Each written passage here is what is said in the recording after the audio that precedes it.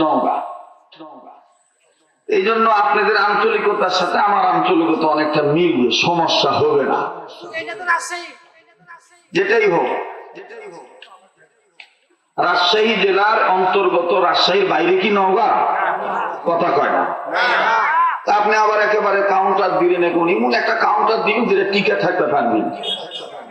অগবি বাম হাত ঢুকে দিয়ে ফুটারি করে লাভ আছে কেবা? কি কথা ঠিক হলো না? যাই দিনকা তার সাথে উঙ্কার জব দেওয়া লাগবে। এখানে আমি মেহমান হয়ে কথা বলতেছি আপনাদের সুনাম অর্জন করার জন্য, আপনাদের তো কোনো ক্ষতি করতেছি না। জি জি, খুব খেয়াল। এদের মতন কোটি কোটি মানুষ থেকে বাছাই করে আল্লাহ আমার মতন আপনার মতন গোলামদেরকে পছন্দ করে আলহামদুলিল্লাহ বলার তৌফিক দিছে। এই জন্য আমরা আবারও বলি আলহামদুলিল্লাহ। আপনারা অনেকে জানেন যে আমি শারীরিকভাবে অনেকটা অসুস্থ। গত মাসের 14 তারিখ এই নওগাঁ জেলার শেষ সীমান্ত এলাকা রানীনগর এবং নাটোর জেলার সীমান্ত থানা সিংড়ার কালীগঞ্জ থেকে রুদ্রবাদিয়া মাহফিল শেষে ঢাকা যাওয়ার পথে তারাস রোডে মর্মান্তিক দুর্ঘটনা ঘটে। অনাকাঙ্ক্ষিত ভাবে যেভাবেই হোক আল্লাহ আমাকে হেফাজত করছেন আপনাদের দোয়ার বরকতে। 50 ফিট উঁচু থেকে নিচু জায়গায় বিশাল আকারের পুকুরে গাড়িটা কিন্তু চলে গিয়েছিল। কোন জায়গায় কাটেও নাই, ফাটেও নাই, ব্যথাও পাইনি। তবে পানির নিচে ছিলাম 35 মিনিটের মতো। যে দামি গাড়ি আমরা ব্যবহার করি, এই গাড়িগুলো ল্যান্ডক্রুজার পাগারু হওয়ার কারণে অটো গাড়িগুলো এগুলো পানিতে পড়লেই সাথে সাথে অটোলক হয়ে যায়। হাজার চেষ্টা করলে এগুলো খোলা যায় না। তো যে এই গাড়ির গেট অনেক চেষ্টা করেও খুলতে পারিনি, আল্লাহ দয়া করছেন হঠাৎ করে যে গেট এত কষ্ট করলাম, চেষ্টা করলাম, খোলে না, সে গেট খুলে গেছে। এরপরে সেই নিচু জায়গা থেকে সাঁতরিয়ে, পলিসি জানা ছিল বিদায়, তারপরে উপরে উঠছি। সাথীর 3 জন ছিল সাথের, তাদেরকে তুলছি আলহামদুলিল্লাহ। যদিও বাহন নষ্ট কিন্তু ব্যক্তি সুস্থ। এরপর পরই দেশের বাইরে চলে যাই। বিভিন্ন রাষ্ট্রের প্রোগ্রাম শেষ করে মক্কাতুল মুকাররমা মদিনাতুল মুনাওয়ারা ওমরার সফর শেষ করে বাসায় আসি। বাসায় এসে ঈদের দিন, ঈদের পরের দিন একটু বিশ্রামের সুযোগ পাইছি। এরপরে ঈদে শুরু হয়েছে, আগামী রমজানের আগের দিন পর্যন্ত চলতে থাকবে ইনশাআল্লাহ। তো জানতে চাই আপনারা সবাই ভালো আছেন তো? ঘন্টাখানিক সময় দিবেন বা আছেন তো নাকি? তাইলে একটু মনোযোগী হওয়া লাগবে, কারণ আপনাদের অঞ্চলে আলেমের দাম কম, বক্তার দাম বেশি। কথা খুব খেয়াল করে শুনবেন। আমি চাচা ছিলা কথা পাবো, কারণ যদিও আমার জন্ম ঢাকায়, কিন্তু তোমাকে বুঝেননি, কারণ আমার মায়ের দেশ নওগাঁ। এই জন্য আপনাদের আঞ্চলিকতার সাথে আমার আঞ্চলিকতা অনেকটা মিলবে, সমস্যা হবে না। যেটাই হোক, রাজশাহী জেলার অন্তর্গত, রাজশাহীর বাইরে কি নওগাঁ? কথা কয় না। আপনি আবার একেবারে কাউন্টার দিলেন, এখন এমন একটা কাউন্টার দিবেন যেটা টিকে থাকতে পারবেন। অগবি বাম হাত ঢুকে দিয়ে ফুটারি করে লাভ আছে কেবা? কি কথা ঠিক হলো না? যাই দিনকা তার সাথে উঙ্কার জব দেওয়া লাগবে। এখানে আমি মেহমান হয়ে কথা বলতেছি আপনাদের সুনাম অর্জন করার জন্য, আপনাদের তো কোনো ক্ষতি করতেছি না। জি জি, খুব খেয়াল করবেন, বক্তার দাম বেশি না আলেমের দাম বেশি? কথা কয় না। হ্যাঁ, এই বক্তার দাম বেশি। বক্তা যারা আবার পুকুর হাকত ইন্দুর বেচা, ওষুধ বেচে, ইন্দুর মরা, ওরাও বক্তা। যারা সারপোকা মারার ট্যাবলেট বেচে, ওরাও বক্তা।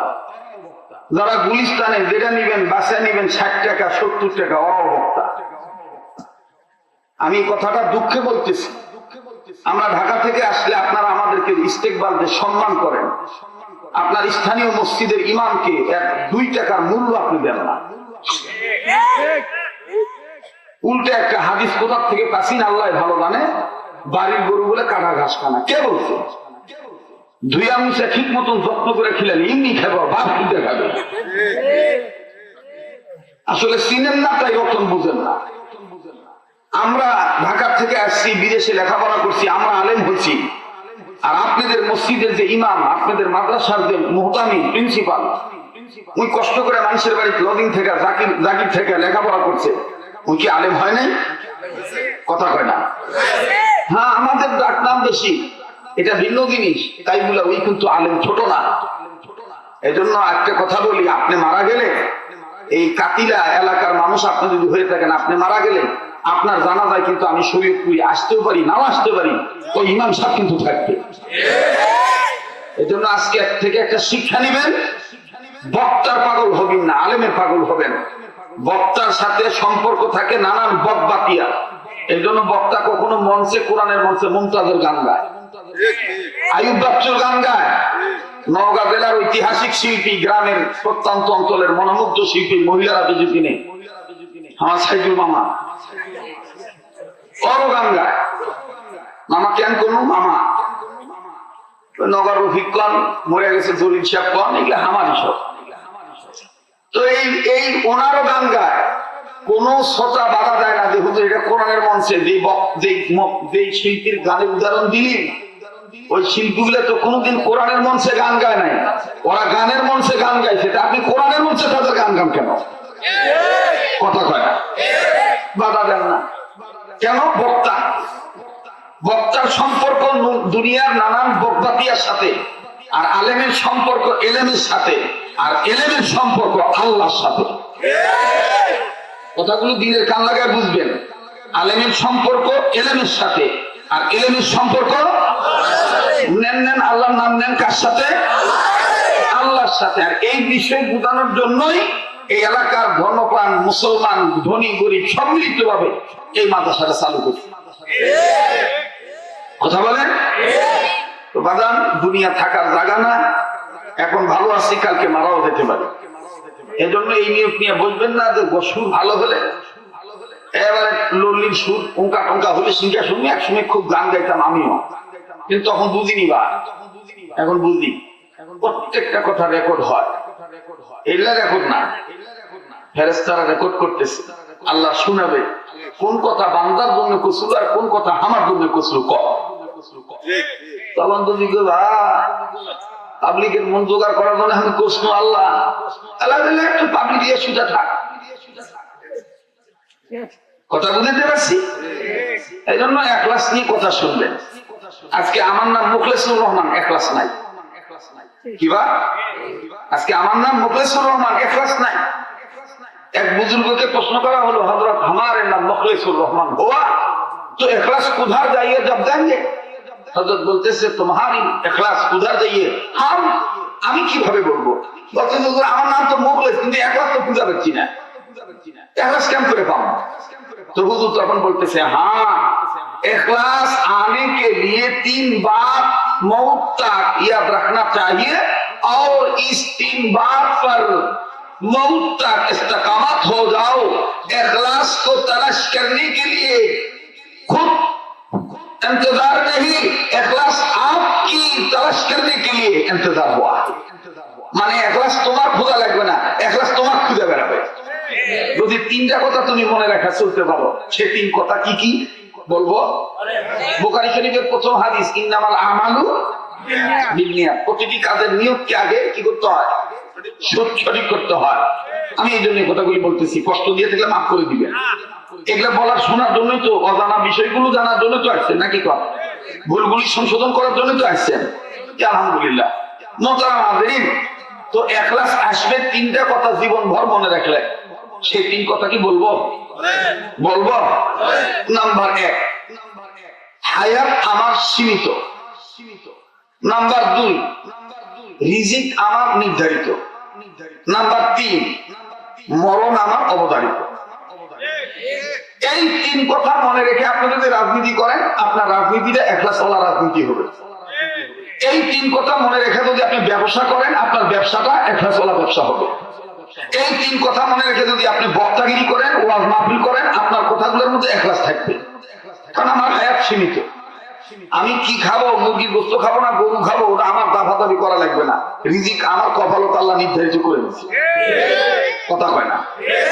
আমি কম খাই আর বেশি খাই, গাড়ির চলি আর বাড়ির থাকি, মরণ কিন্তু আমার অবধারিত। এখন আপনারাই বলেন, এই তিন কথা মনে রেখে চললে একলাস কি হামাক খোঁজা লাগবে না? একলাস হামাক খুঁজবে, একলাস হামাক খুঁজবে। আল্লাহ আমাদের সবাইকে মুখলিস হওয়ার তৌফিক দান করে। আবার বলেন আমিন।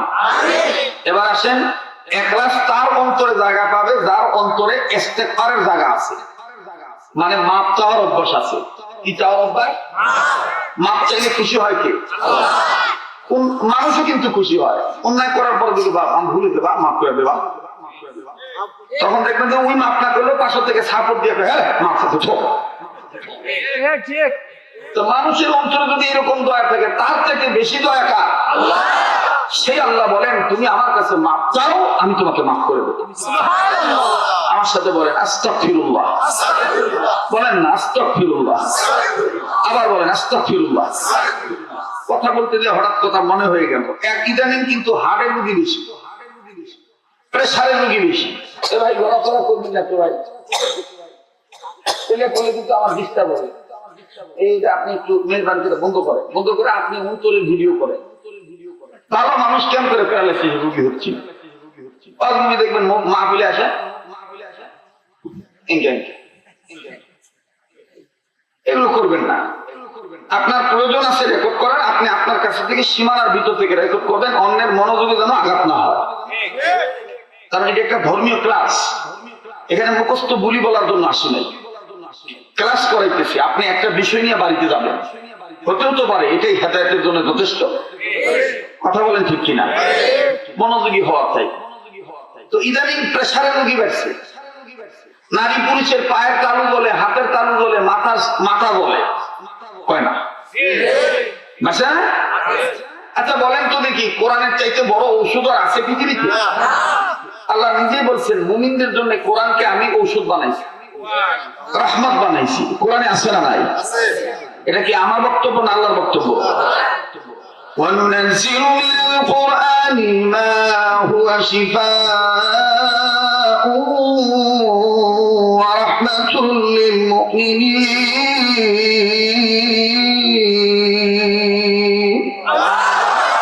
আমি কি গান গাইলাম, গজল গাইলাম, কি তেলাওয়াত করলাম? তো মুমিনের সামনে কোরআন তেলাওয়াত করলে মুমিনের ঈমান বাড়ে না কমে? হ্যাঁ, তো যাদের ঈমান বাড়ে তাদের জবান দিয়া আল্লাহু আকবার আওয়াজ আসতে হয় না জোরে হয়? আচ্ছা, মুমিনের সামনে কোরআন তেলাওয়াত করলে মুমিনের ঈমান বাড়ে, এই কথা কোরআনে আছে না নাই? বলেন আছে। আল্লাহ বলেন, ইন্নামাল মুমিনুনা আল্লাযীনা ইযা যুকিরাল্লাহু ওয়াজিলাত কুলুবুহুম ওয়া ইযা তুলিয়াত আলাইহিম আয়াতুহু যাদাতুহুম ঈমানান ওয়া আলা রাব্বিহিম ইয়াতাওয়াক্কালুন। মনোযোগ দেন, মনোযোগ দিলে হেদায়েত পাবেন। আর হেদায়েতের জন্যই সমস্ত মাহফিলের ব্যবস্থা করা, ঠিক কিনা? আর হেদায়েত পাবে কারা? হেদায়েত চাইবে যারা। তুমি দেখবেন কিছু লোক ডাক দিয়ে কয়, ও আজকে কি হবে, হেদায়েত হচ্ছে না। আল্লাহ ঠেকাবে যে তোমার হেদায়েত করা, তুমি যে হেদায়েত চাচ্ছেন না। হেদায়েত পাবে তারা, চাইবে যারা। বলেন বলেন, হেদায়েত পাবে তারা, চাইবে। আরে ভাই, নিজে ভালো হলে জগৎ ভালো, কথা কয় না? মান আরাফা নাফসাহু ফাকাদ আরাফা রাব্বাহু। তুমি আল্লাহকে চিনার আগে নিজেকে চেনো, নিজেকে চিনলেই দেখবে আল্লাহ চিনতে থাকবে। তুমি যে এখন নিজেকে চিনো না, খালি মানুষকে চিনার চেষ্টা করো। হ্যাঁ, এই জন্য হেদায়েত নাই। আল্লাহ আমাদের হেদায়েত দান করে। হেদায়েত পাবে কারা? আল্লাহ কোরআনে বলেন, الذين يستمعون القول فيتبعون أحسنه أولئك الذين هداهم الله।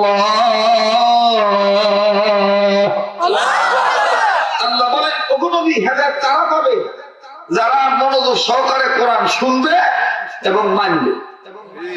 তাহলে মনোযোগ দেওয়া লাগবে না। যে যারা বাদাম খাচ্ছেন মনোযোগ ঠিক আছে, বাদাম খেলেও মনোযোগ ঠিক থাকে। এর দলিল দেন তো দেখি, যে চাবাইলে আপনি কানের শ্রবণ শক্তি আপনার কাছে থাকে, কত বড় ক্ষমতা আছে আপনার। দলিল দেন তো দেখি, আমার কাছ থেকে দলিল নেন। খালি মনে করবেন না যে মৌলবিগিরি না আসলে ডাক্তারগিরি করে খাবো। সে ক্লাসও করছি, সায়েন্সে লেখা আছে স্পষ্ট ভাবে কোন মানুষ যখন চাবায় অটোমেটিক তার শ্রবণ শক্তি বন্ধ হয়ে যায়, বাহিরের আওয়াজ সে শুনতে পারে, যার কারণে প্রথম দিয়ে কি করি কথা পায় না। আপনি ডাক্তারকে জিজ্ঞেস করে দেখবেন। আর কোনো কিছু পান করার সময় চোখ বন্ধ না করতে চলো, এমনি চোখ বন্ধ হয়। পানি দিলে আপনি চোখ বন্ধ করবেন না, এমনি দেখবেন চোখ এমনি বন্ধ হবে। এজন্য জায়গা বুঝে শুনে উত্তর দিবে, ঠিক আছে? আবার সব যারা ঠিক করবে তারা মুনাফিক, সব যারা ঠিক করবে তারা কি? ওর জন্য গানের মঞ্চ ঠিক, যাত্রা প্যান্ডেলও ঠিক, সবই ঠিক। তাহলে ঠিক কোনটা? এজন্য বলা লাগবে হুজুর না বুঝলে বুঝে দেন, না বুঝলে বুঝে দেন। এই জন্য তো আমাদেরকে আনা নাকি বাবা? আমার কথা কি রাগ করতেছেন? বেদার হচ্ছেন? তো মনোযোগ সহকারে কোরআন শোনা লাগবে। আর মনোযোগ ঠিকঠাক থাকতে গেলে এই যে ছবি তোলা, সেলফি তোলা, মোবাইল ইনকেঙ্কে করে ঘুরানো, পুলিশ কাটিস করে ভাদা পোড়া খাওয়া, বাদাম খাওয়া, গল্প করা, এগুলো চলবে না। এগুলো আদবের খেলা। সাহাবায়ে কেরাম নবীর সামনে যেভাবে শুনতেন ওইভাবেই শুনতে হবে। এখন নবী নেই, নবীর ওয়ারিস আলেমরা আছে, ঠিক না বাবা?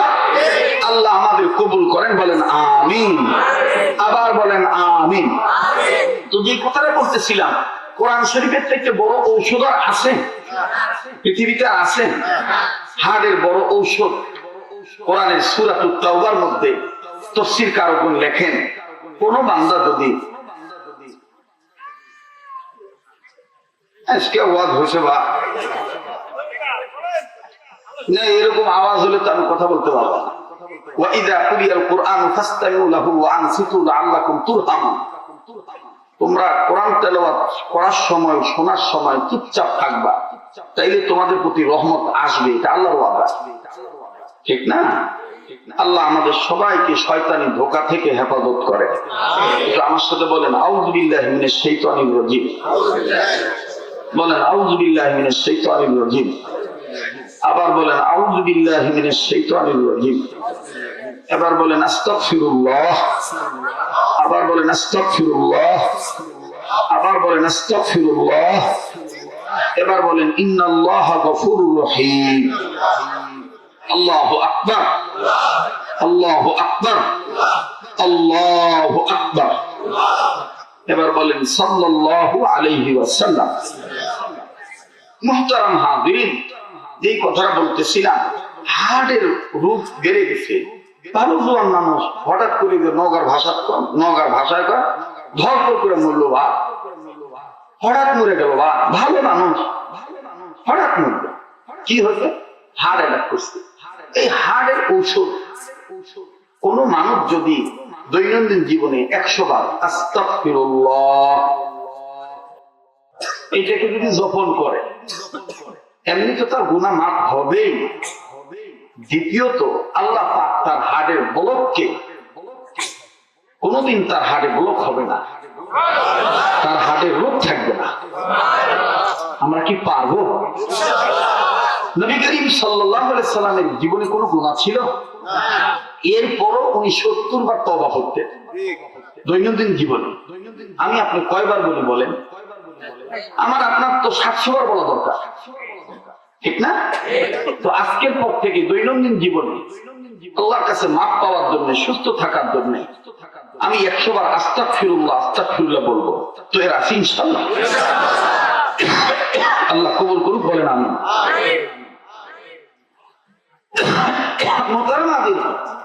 এবার আসেন প্রেশার ঠিক থাকে না, হাই প্রেশার, লো প্রেশার। মা বোনরা শুনতেছে, এই জন্য একটু পরে মারাও দিতে পারি, একটা আমল দিয়ে নিই। অজু করার পরে দেখবেন আমরা অজুর সময় ঘাড় মাসে করি, ঘাড় মাসে করি না, এই যে হাত এরকম দিয়ে মাথা মাসে করার পরে ঘাটটা মাসে করি, তাই না? এই ঘাটটা মাসে করি কোন হাতের পেট দিয়ে না পিঠ দিয়ে? বাবা পিঠ দিয়ে। আচ্ছা বলেন তো, এই যে হাতটা আমরা ভিজাই তখন কি সম্পূর্ণ হাত শুকে যায়? শুকাইলেও হাত কিন্তু ঠান্ডা থাকে। তাদের ফকিহুল উম্মত মুফতি আব্দুর রহমান রহমতুল্লাহি আলাইহি বসুন্ধরার হযরত, উনি এক কিতাবের মধ্যে লিখছেন, হাকিমুল উম্মত মুজাদ্দিদুল মিল্লাত আশরাফ আলী থানভী রহমতুল্লাহ আলাইহি, উনি আবার আরেকজনের কথা নকল করছে, উনি আবার আরেকজনের কথা নকল করছে, এভাবে নকল করতে করতে সাহাবীর কথা, সাহাবী নকল করছে নবীজির কথা। সুবহানাল্লাহ বলবেন না? বলেছেন কোন মানুষ যদি প্রেসারকে নিজ জায়গায় রাখতে চায়, হাই প্রেসার লো প্রেসার থেকে হেফাজতে থাকতে চায়, সে মানুষ ওযু পবিত্রতা অর্জন করার সময় এই যে ঘাটটা যে মাসে করে, ওযু শেষ, ওযুর পরে অতিরিক্ত ডাইন সাইড হলে ডাইন সাইডের ডাইন হাতে পিঠ দিয়ে 5 বার। আমরা তো ঘাড় মাসে করি না, লল্লি মাসে করি। ইনকা ঘাড় মাসে করার সুন্নত মুস্তাহাব হলো এইভাবে সোজা ইনকা যাবে, ইনকা না যাবে, ইনকা শেষা টানবে, কথা হয় না? মাথা এটা কি রাগ করতেছে নাকি আপনারা? আর পরে মনে করেন যে সরকারি পানি ওযু করার সময় ইনকা ইনকা করে হাত দেয়, এইভাবে তো এই ট্যাপ তো সাইডে দিয়ে ইনকা ইনকা করে বল, ওযু সহি হয় না। ওযু সহি করতে গেলে আপনাকে এই আঙ্গুলগুলি যদি আল্লাহ দিয়ে থাকে তাহলে আপনাকে এটা একটা পেয়ালা বানাবেন, পেয়ালা বানিয়ে আপনি এই পানিটা এখানে নিবেন, নিয়ে উপর থেকে নিচে ঢালবেন, ঢেলে এরপরে আপনি এইভাবে এইভাবে দিবেন। এটা না করে ঠিক না? ঠিক। কতগুলো কথা শিখলেন দেখছেন তো? এরপরে আপনি ঘাড় মাসে করবেন এইভাবে সোজা অতিরিক্ত 5 বার, ডাইন দিকে ডাইন হাত দিয়ে 5 বার, বাম দিকে বাম হাতের আঙ্গুলের পিঠ দিয়ে 5 বার। ওযুর পরে হাত শুকনা আছে কিন্তু ঠান্ডা আছে, পানি না থাক। আল্লাহ ওয়ালা করে লেখেন এই নারী পুরুষের জিন্দেগিতে কোনোদিন প্রেসার আপ ডাউন হবে না। আল্লাহ আমাদের সবাইকে কোরআনের ফরমালিটি গ্রহণ করার তৌফিক দান করে। বাহারহাল আর লম্বা করতে চাই না। মাদ্রাসার মাহফিল, আমি সূরাতুত তাহরিমের একটা আয়াতের প্রথম অংশ তেলাওয়াত করেছি, যে আয়াতের মাধ্যমে আল্লাহ সর্বস্তরের ইমানদার বান্দাদেরকে ডাক দিয়েছেন। কাদেরকে? ইমানদার বান্দাদেরকে আল্লাহ ডেকে বললেন, ও ইমানদার বান্দা বান্দিগণ, তোমরা নিজেরা জাহান্নামের আগুন থেকে বাঁচো, নিজেদের অধীনে যারা আছে তাদেরকে জাহান্নামের আগুন থেকে বাঁচাও। আপনারা যদি আমার কথা বুঝে থাকেন তাহলে বলেন তো দেখি, ইমানদার বান্দাদের জাহান্নামের আগুন থেকে নিজের বাঁচতে হবে, অপরকে বাঁচাইতে হবে, নির্দেশ কার? বলেন কার? কেউ চলে গেলে মন খারাপ করবেন না, কোনো দরকার নাই। একসময় আমি হকারি বাজারি বক্তা ছিলাম, এখন ওগুলা করার টাইম নেই আমার। এখন আমার বয়ান ক্লাস করানোর মতো, কথা বুঝতে পারছি?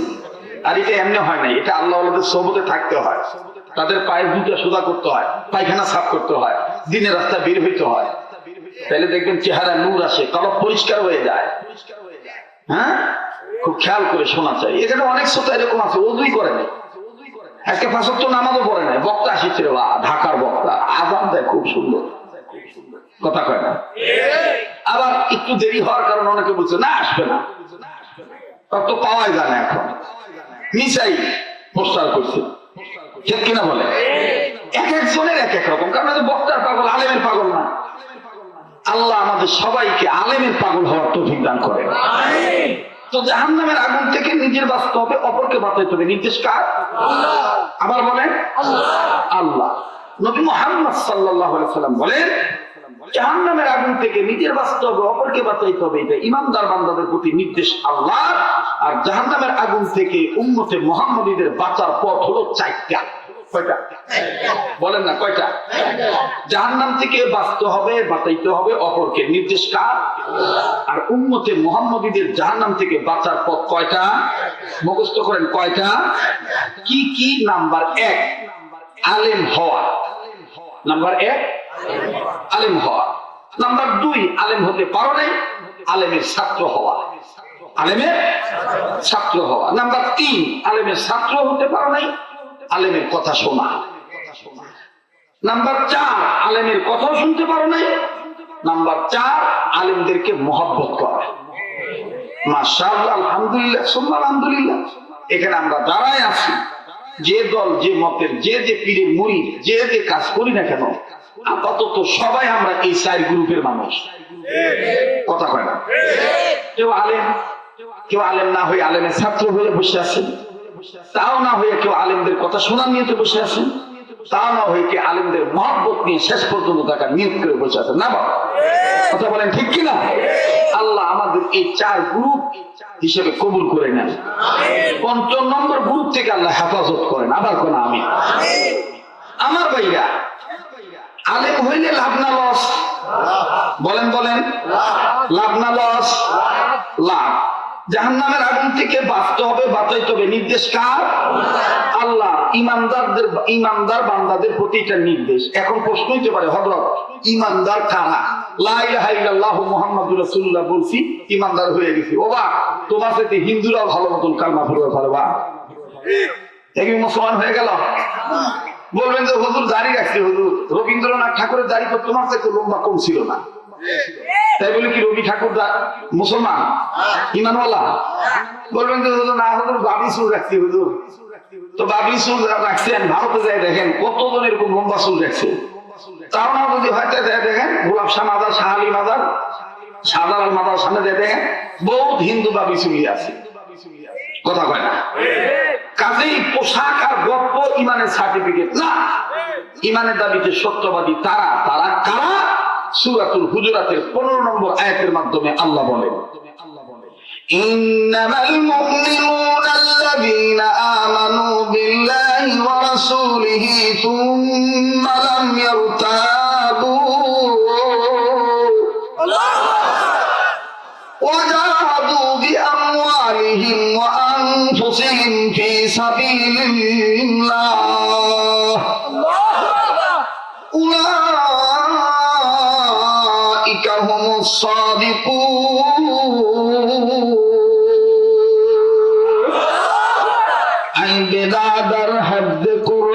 होशदार जाग शादी निश्च दुनिया होशदार आए बिरादर हद कुरआ होशदार जाग शादी निश्च दुनिया होशदार खंदने कुरआ बुअद जिक्र लिसा हर कराई निश्च हस्तो अज मुफलिसा बुलू अव्वल अलिबा ता नखानी जिक्र अंदर से खंदन कैतवानी। তোমার খানদানো, খানদান বোঝেন তো, বংশ বংশ বংশ নসল। তোমার খানদানে, তোমার বংশে, তোমার গোষ্ঠী হাজার হাজার কোটি টাকার মালিক আছে, কিন্তু কোরআন পড়বার পারে না, কোন দাম নাই। আর তোমার বংশতে 1 টাকার মালিক নাই, কিন্তু আলিফ বা তা সুন্দর করে পড়তে পারে, অনেক দামি সন্তান। কথা বলেন ঠিক কিনা? মুহতারাম হাজিরিন, আমার ভাইরা, আল্লাহ বলেন ওগো নবী, ঈমানের দাবিতে সত্যবাদী তারা কারা? ইন্নামাল মুমিনুনা আল্লাযীনা আমানু বিল্লাহ। ঈমান আনছে একমাত্র আমি আল্লাহর উপর। কার উপর? ওয়া রাসূলিহি, আপনি রাসূলের উপর। সুম্মা লাম ইয়ারতাবু, ঈমান আনার পরে সন্দেহ করে নাই। ওয়াজাহাদু, জিহাদ করলো, বিআমওয়ালিহিম, মাল দ্বারা, ওয়া আনফুসিহিম, জান দ্বারা, ফি সাবিলিল্লাহ, আমি আল্লাহর রাস্তায়। উলাইকা হুমুস সাদিকুন, এরাই ঈমানের দাবিতে সত্যবাদী। সুবহানাল্লাহ বলবেন না? সুবহানাল্লাহ বলবেন না? এটা আপনি কোরআনের দলিল পাইলেন, এখন হাদিসের দলিল আসেন। আল্লাহর নবী বলেন ঈমান আনার পরে অতিরিক্ত 6 কথার উপর যারা অটল তারাই সত্যিকারের ঈমানদার। অতিরিক্ত কয় কথা? এই 6 কথা কিন্তু ছোটবেলায় ওই যে বুদ্ধি কায়দা আনাকুম উনাকুম করছিলেন না বাপ? আজ থেকে 15-20 বছর আগে ইনকা করে বগলের তলত দিয়া ওই খই মুড়ি মুড়কি দিছিল, মা খালা ফুফু ওটা নিয়ে সুন্দর করে মক্তবে গেছি, হুজুর আমাদেরকে পড়াইছে এই 6 কথা। এখন বললেই দেখবেন মনে হবে, বলবো অতিরিক্ত 6 কথা। আমানতু বিল্লাহি ওয়া মালাইকাতিহি ওয়া কুতুবিহি ওয়া রুসুলিহি ওয়াল ইয়াউমিল আখির ওয়াল কদরি খাইরিহি ওয়া শাররিহি মিনাল্লাহি তাআলা ওয়াল বাসি বাদাল মাউত। এই অতিরিক্ত 6 কথার উপর যারা ঈমান আছে, তারাই অটল আছে, তারাই ঈমানের দাবিতে সত্যবাদী। তাহলে কোরআনের দলিলও পেলেন, হাদিসের দলিলও পেলেন। সময়ের স্বল্পতার কারণে আমি ব্যাপক দেখা যাচ্ছি না। এবার আসেন সহিহ যুক্তিবিদের একটা যুক্তি নেন। আপনাদের রাজশাহী অঞ্চলে, এটা রাজশাহী কোন থানা? ও বাগমারা। এই বাগমারা থানা আপনি ভবানীগঞ্জ বলেন, আর আত্রায়ের আবাদপুকুর এলাকা বলেন, বিল এলাকা, প্রত্যন্ত অঞ্চল এলাকা বলেন, এক সময় পাখি শিকার হইতো। কথা কয় না? অন্য কোন পাখি না হোক, বা বক মারতো। কথা কয় না? কেউ চেরা বর্ষিত লাগায়া, কেউ গুলাল দিয়া, কেউ বন্দুক দিয়া। চেরা না নাকি আমাদের ঢাকা কেপচা, ঢাকা কি কয় কেপচা, রাজশাহী নগাঁয় কয় চেরা, তাই না? তো আমার ভাইয়া, যাই হোক, এই পাখি শিকার করার সময় আপনারা কি কাজ করবেন? এই দেখালে দুটা দুটি বলে আমার নজরটা এখানে যাচ্ছে। এটা কি ধরনের কথা?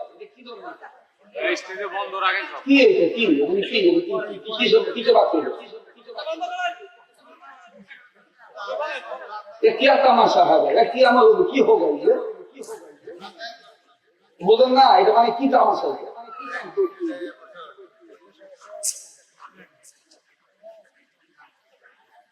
উর্দু কই বুঝে না, মোহতারাম হাজিরিন, যেই কথা বলতেছিলাম সেই কথাটা হলো যে ঈমানের দাবিতে সত্যবাদী হতে গেলে উদাহরণস্বরূপ হাদিসের ব্যাখ্যায় আপনাকে সহিহ বিদ্যার যুক্তি নিতে হবে। সেটা কিভাবে? ঈমানের দাবিতে সত্যবাদী তারা যাদের 3টা কোয়ালিটি ঠিক আছে। কি কি? নাম্বার 1, ইকরার বিল লিসান, জবানে স্বীকার করছে লা ইলাহা ইল্লাল্লাহ। 2 নাম্বার তাসদীক বিল জিনান, এটাকে মুখে স্বীকার করার পরে অন্তরে কি করছে? বিশ্বাস করছে। 3 নাম্বার আমলে বিল আরকান, জীবনভর আমল করে কি করছে? দেখাই দিচ্ছে। এই 3 কথা সাধারণ যুক্তিবিদ্যা নেন। যারা পাখি শিকার করে, পাখি শিকার যারা বন্দুক দিয়ে করে, বা এই বন্দুক কিন্তু আবার কয়েক প্রকার আছে। কোন বন্দুক আছে 3 নল, কোন বন্দুক আছে 2 নল, কোন বন্দুক আছে 4 নল। আপনি 2 নল বলেন আর 3 নল বলেন, যাই পাখি শিকার করবে এই শিকারে সাকসেস হতে গেলে 3টা গুণ তার কমপ্লিট থাকতে হবে। নাম্বার 1, কানা হলে শিকার করা পারবে না, চোখ ভালো থাকা লাগবে, ভালো থাকা লাগবে। চোখ নামক আখি, ছাত্র ভাইরা সাহায্য করো, কথা কথা ঠিক কিনা? 2 নাম্বার নিশান বক্স, ওই যে নলের উপরে দেখবেন ছোট্ট একটা গোলাকার চিহ্ন আছে, টার্গেট বক্স, এটাকে বলা হয় মাখি। কি বলা হয়? মাখি। 1 নম্বর ভালো থাকা লাগবে চোখ নামক আখি। 2 নম্বর সোজা করে নিশান বক্স, টার্গেট যেন মিস না হয়, এজন্য সোজা সই করে ধরে থাকা লাগবে, মাখি। 3 নম্বর গুলি লাগা পর্যন্ত গাছে ডালে বসে থাকা লাগবে, পাখি শিকার নামক পাখি। আখি, মাখি, পাখি, এই 3টার একটা ব্যস্তম হলে বাবা তুমি গুলি যতই মারবা পাখি শিকার হবে। মুখ দিয়া করে লা ইলাহা ইল্লাল্লাহ, অন্তর হিন্দুদের চরিত্র, অথবা মুখে আছে লা ইলাহা ইল্লাল্লাহ, অন্তর আছে লা ইলাহা ইল্লাল্লাহ, কিন্তু আমলের মধ্যে হিন্দুদের কৃষ্টি কালচার, শিকার হবে না। কথা কয় না আমার ভাইয়া? তাহলে ঈমানের দাবিতে সত্যবাদী কারা? বোঝা গেছে তো? সেই ঈমানদারদের সন্তানরা, উম্মতে মুহাম্মাদীগণ জাহান্নাম থেকে মুক্তি পাওয়ার পথ কয়টা বাবা? 4টা। কয়টা? নাম্বার 1 মুখস্থ করেন, আলেম হওয়া। বলেন বলেন বলেন, আলেম হওয়া। নাম্বার 2 আলেমের ছাত্র হওয়া। নাম্বার 2 নাম্বার 3 আলেমের কথা শোনা, নাম্বার 3। নাম্বার 4 আলেমদের মহব্বত করা, নাম্বার 4। একটু ছাত্র হইয়া বলেন না, আল্লাহ তাআলা মর্যাদা বাড়ায় দিবে রে বাবা। এটা তো বেহেশতের বাগান। দেখেন না আপনি ছোট ছোট ছেলেগুলো মক্তবে আসে কি সুন্দর ঝাঁকি দিয়া একেবারে ঝাঁকা টাকা দিয়ে পড়ে। 1 নম্বর মাখরাজ হলকের শুরু হইতে হামজা হা। এখন তো আমরা তো ওই গ্রুপের লোক, আমরা তো জাহান্নাম থেকে মুক্তি চাই, কথা বলেন ঠিক কিনা? বলি না এই যে রমজান গেল কয়েকদিন আগে, আমরা না রমজানে বারবার বলছি আল্লাহ জাহান্নাম থেকে আমাদের মাফ করে দাও। তাহলে আমরা জাহান্নাম থেকে বাঁচার লোক একটু হই না, হক্কানি ছাত্র হই। আমি বলবো জাহান্নাম থেকে বাঁচার পথ কয়টা, আপনারা বুঝে থাকলে জবাব দিবেন। জাহান্নাম থেকে উম্মতে মুহাম্মাদীদের বাঁচার পথ কয়টা? আমাকে অনেক লোক কয় এখন তোমার ওয়াদার আগের মতো সাথে না। এখন না সাকলো আঁকলেই হলো, আঁকলেই হলো। কারণ আমল আঁকানো দরকার, সাঁটানো দরকার নাই। কথা বলেন ঠিক কিনা? সুরের দরকার নাই, নূরের দরকার। হেদায়েতের এক নাম নূর, ইসলামের এক নাম নূর, কোরআনের এক নাম নূর, নবীর এক নাম নূর। কথা বলেন ঠিক কিনা? সুরের নাম কোথাও নূর নাই। প্রয়োজন হলে সুর দিব, কিন্তু সেই সুরটা যাতে নূর হয়। কথা বলেন ঠিক কিনা? তাহলে এই জন্যই খুব জজবা নিয়ে বলি, উম্মতে মুহাম্মাদীদের জাহান্নাম থেকে বাঁচার পথ কয়টা? দেখেন তো কে কে কয় না, যে বলবে না মনে করুন ভিতরে হিসাবে গন্ডগোল আছে। ঠিক আছে? উম্মতে মুহাম্মাদীদের জাহান্নাম থেকে বাঁচার পথ কয়টা? মাশাআল্লাহ মাশাআল্লাহ। উম্মতে মুহাম্মাদীদের জাহান্নাম থেকে বাঁচার পথ কয়টা? নাম্বার 1 আলেম হওয়া, নাম্বার 1। নাম্বার 2 আলেমের ছাত্র হওয়া, নাম্বার 2। নাম্বার 3 আলেমের কথা শোনা, নাম্বার 3। নাম্বার 4 আলেমকে মহব্বত করা, নাম্বার 4। এই 4 পথের প্রতীক হবে যারা, কবরে হাসরে মিজানে সিরাতে খাবে না ধরা। মাশাআল্লাহ বলবেন না? আমার ভাইরা এখন আসেন, আমি 3টা কথা কমিটির কাছে আলেমদের কাছে জমা দিলাম। 2 নম্বরটা ওয়াজ করে ফিনিশিংটা দোয়া করে চলে যাই। 2 নম্বরটা জানি কি, আলেমের ছাত্র হইলে এই মাদ্রাসার দরকার আছে না নাই? হ্যাঁ, এই যে বাচ্চাদেরকে মাদ্রাসায় দেন লাভ না লস দেখেন মুসলমান ভাইরা আমার বন্ধুগণ, আজে বাজে কোনো কিচ্ছা কাহিনী নয়। উম্মতে আলেমগণ বসা আছেন রে বাজান। আমার পূর্বে যিনি আলোচনা করলেন মুতাবার মুজাল্লাল বয়ান তিনি করতেছিলেন মুহাক্কিক আলেমে দ্বীন। মনে বড় দুঃখ লাগছে, বেচারা কত সুন্দর দলিল ভিত্তিক কথা বলতেছিলেন, কিন্তু জোশ খ্যাতি নাম ডাক না থাকার কারণে কেউ কর্ণপাত করে খেয়াল করে শুনতেছিলেন না। ঢাকার বক্তা আসবে, তারপরে তার বক্তব্য শুনব। এই টেন্ডেন্সি কিউরিসিটি বাজানলে আপনার পরিবর্তন করা দরকার। কারণ আলেম কখনো প্রধান বক্তা দ্বিতীয় বক্তা হতে পারে না। আলেম আমার বন্ধুগণ সবাই সমান। কথা বলেন ঠিক না দেখি? বাবাজি আলেমের ছাত্র হয়ে দেখেন বাজান কেমন লাভ, দিলের কান লাগায় কথাগুলি শুনবেন। পর্দার অন্তরে মা বোন যারা আছেন গভীর মনোযোগী হয়ে শোনেন গো মা গো, কেন আপনি আলেম হবেন না? আলেম তৈয়ার করার যদি নিয়োগ করেন যে আমি আলেম বানাবো, এই আলেম বানানোর নিয়োগ করলো আল্লাহ বরকত দেয়। বাজানরে বলবেন নিজের গল্প নিজে করতেছেন। আল্লাহর মেহেরবানিতে বাচ্চাটার জন্ম হয়েছে মদিনায়, 1 ছেলে 1 মেয়ে। মেয়ের জন্ম হয়েছে মক্কায় কাবা ঘর তওয়াফ করার সময়, আর ছেলের জন্ম হয়েছে সোনার মদিনায়। যার কারণে আল্লাহর শুকর, আলহামদুলিল্লাহ আলহামদুলিল্লাহ। এই ছেলে আর মেয়ে জনে আগামী মুহররম মাস থেকে মক্কা ভার্সিটি উম্মুল কোরায় চান্স পেয়ে গেছে। আমার বন্ধুগণ, আমার ভাইরা, আলেম বানানোর নিয়ত করলে আল্লাহ পাক দেখেন কেমন বরকত দেয়। বেতন লম্বা করার কোনো সুযোগ নাই। নাম শুনেছেন যিনি আমাদের মাথার তাজ, ইমাম আদম আবু হানিফা রাহমাতুল্লাহি আলাইহি। আমার বন্ধুগণ, আমার ভাইরা, আরো নাম শুনেছেন ইমাম বুখারী রাহমাতুল্লাহি আলাইহি। যেই বুখারী শরীফের কিতাবের হাদিসের কিতাবের মুসান্নিফ যিনি, তার নাম হলো ইমাম বুখারী রাহমাতুল্লাহি আলাইহি। ইমাম বুখারী রাহমাতুল্লাহি আলাইহি এখনো দুনিয়ার জমিনে আসেন নাই। আমার বন্ধুগণ, ইমাম বুখারী রাহমাতুল্লাহি আলাইহির মা 7 কি 8 মাসের অন্তঃসত্ত্বা মহিলা, গর্ভধারিণী মা, স্বামীর সাথে যখন বাগান একই বিছানা শয়ন কক্ষে ঘুমের ঘরে গেল, রাত্র যখন গভীর রজনী, বাপ ঘুমায় মা ঘুমায়, তার মানে ইমাম বুখারীর বাবাও ঘুমায় মাও ঘুমায়। ইমাম বুখারী কিন্তু এখনো দুনিয়ার জমিনে আসেন নাই। একটু লক্ষ্য করেন বাবা, জীবনের শেষ বয়ান মনে করে বয়ান করছি বন্ধুরে, খুব খেয়াল করে শুনবেন। ইমাম বুখারী রাহমাতুল্লাহ আলাইহির মা স্বামী আর বিবি যখন একই বিছানায় শয়ন কক্ষে ঘুমাইতেছিল, রাত্র যখন গভীর হয়ে গেল, হঠাৎ করে ইমাম বুখারী রাহমাতুল্লাহ আলাইহির বাবা, তার মানে স্বামীর পাশে শোয়া যে বিবি ছিল, এই বিবিটা আস্তে করে ঘুমের থেকে উঠিয়া একটু দূরে সরিয়া একটা হাত পেটের গর্ভের এই পেটের উপর রাখিয়া আর একটা হাত জমির উপর ভর করে দিয়ে কান্দে আর চোখের পানি মুছে আর বিনয় বিনয় আল্লাহকে দেখে বলে, আল্লাহ, যে স্বপ্ন আমি দেখলাম গো আল্লাহ, আল্লাহ এই ভয়ঙ্কর স্বপ্নে যেন আমার বাচ্চার কোনো ক্ষতি না হয়। আল্লাহ গো, আমি মা জননীর সন্তানকে খুব ভালোবাসি গো আল্লাহ। আল্লাহ, এই গর্বের সম্পদকে হেফাজত করার জন্য হাজারো খিদা লাগার পর আমি খাই নেই।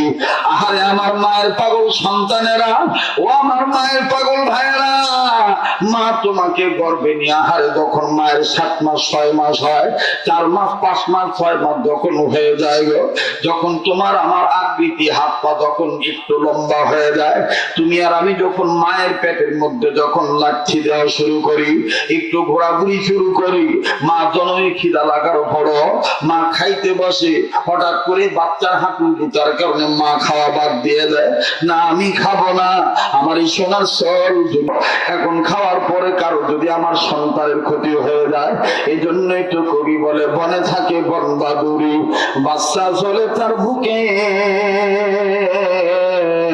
তবুও মায়ে বাচ্চা ভোলে না, পড়লে হাজার দুঃখে। কথা বলেন ঠিক না বেঠি?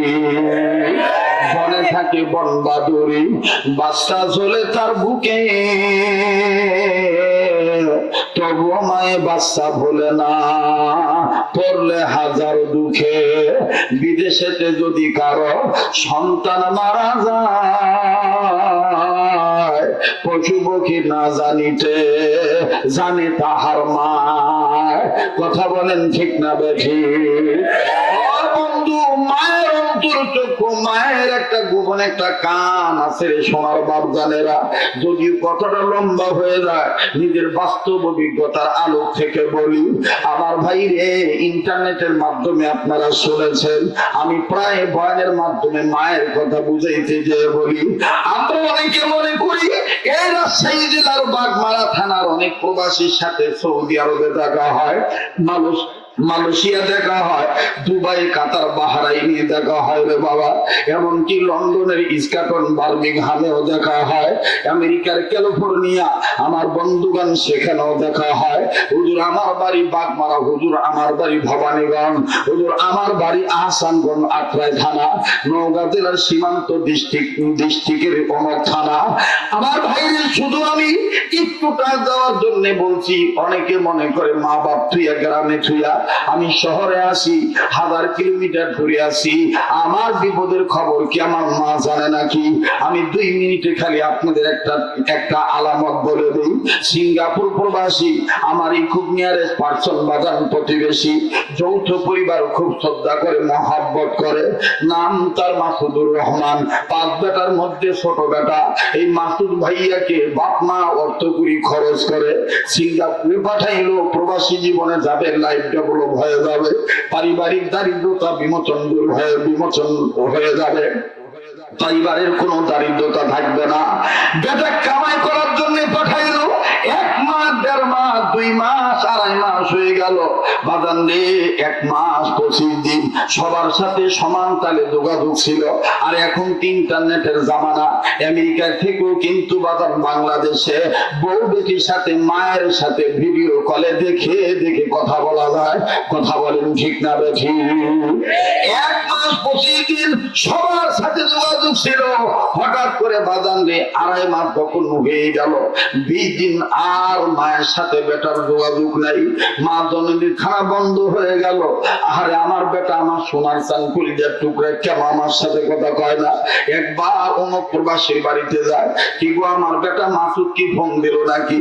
দেখে যুবক ভাই, কোন মায়ের তুই বুড়ি কইয়া গালি দেয়, কোন মায়ের তুই ভুলে দেয়। আমি জানি না বাদাম কার মা আছে কার বাবা নাই, কার বাপ আছে কার মা নাই আমার জানা নাই। এমনও ব্যক্তি আছেন মাও নাই বাবাও নাই। আরে বাবাজি, মা বাবার দুনিয়া নাই, তার মতন বড় দুঃখী অভাবী আর কেউ নেই। এই মা জননী পাগলের মতন হয়ে গেল। আমার সোনার চান বেটা কেন আমার সাথে কথা বলে না? 20 দিন চলে গেল। হঠাৎ করে 21 দিনের মাথায় মাসুদ ভাইয়ের বেটাকে দাদি হিসাবে ডাক দিয়ে বলতেছে, দাদু ভাই তোমার আব্বা কি ফোন দেয় না? দাদু ভাই ডাক দিয়ে বলতেছে, দাদু ভাই আব্বা ঠিকই ফোন দেয়, তবে আব্বা এখন চেঞ্জ অফ টাইম, আব্বা এখন চেঞ্জ করছে টাইমটা, সময় পরিবর্তন করছে। আগের মতন আব্বা আর ওই সময় ফোন দেয় না। আব্বা তখন ফোন দেয় যখন তুমি ঘুমাও, দাদু ঘুমায়। আব্বা চুপি চুপি মার সাথে কথা বলে, আমার কাছ থেকে খালি আব্বা ডাক শুনতে চায়। এইবার দাদি ডাক দিয়ে বলতেছেন, দাদু ভাই কালকে তোমার আব্বা যত রাত্রি ফোন দেখ না কেন, আমার কাছে তোমার আব্বার মোবাইলটা নিয়ে আসবা। কেন দাদু, কি হয়েছে, কান্দো কেন? মা জননী ডাক দিয়ে বলে, দাদু ভাই তোমার আব্বাকে নিয়ে আমি একটা খুব খারাপ স্বপ্ন দেখছি। আর যেদিন থেকে স্বপ্ন দেখছি ওই দিন থেকে তোমার আব্বার সাথে আমার কথা হয় না। আমার অন্তরটা খালি ভাই ভাই ভাই ভাই করে, না জানি আমার বেটার কোনো সমস্যা হলো।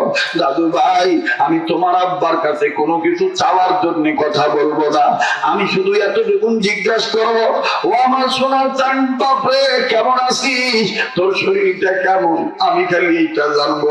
নাতি ডাক দিয়ে কয়, দাদা ভাই কি খারাপ স্বপ্ন দেখছে একটু বলো। কয় না দাদু আমি তোমায় বলবো না, আমি আমার বেটাকে বলবো। বাদান সংক্ষিপ্ত আকারে বলে দেই।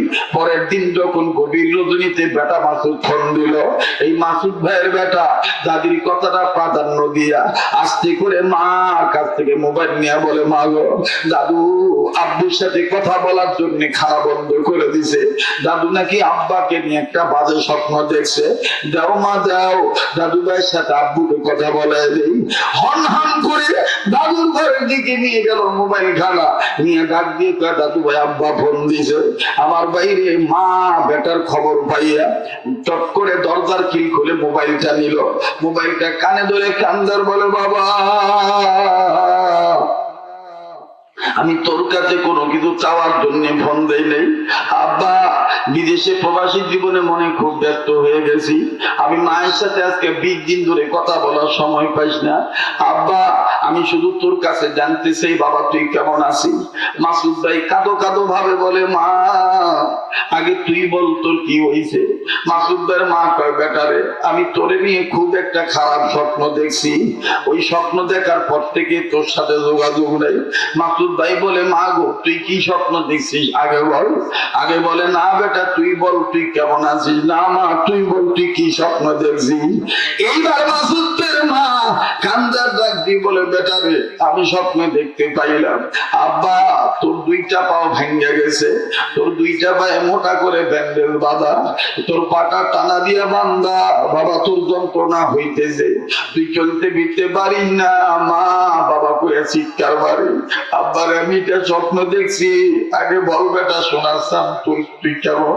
ও বেটা আগে না ভিডিওতে দেখে দেখে কথা বলতাম, বেটা এখন দেখাস না কে, বেটা তুই আগে বল তুই কেমন আছিস। এইবার মাসুদ কান্দার ডাক দিত, মা গো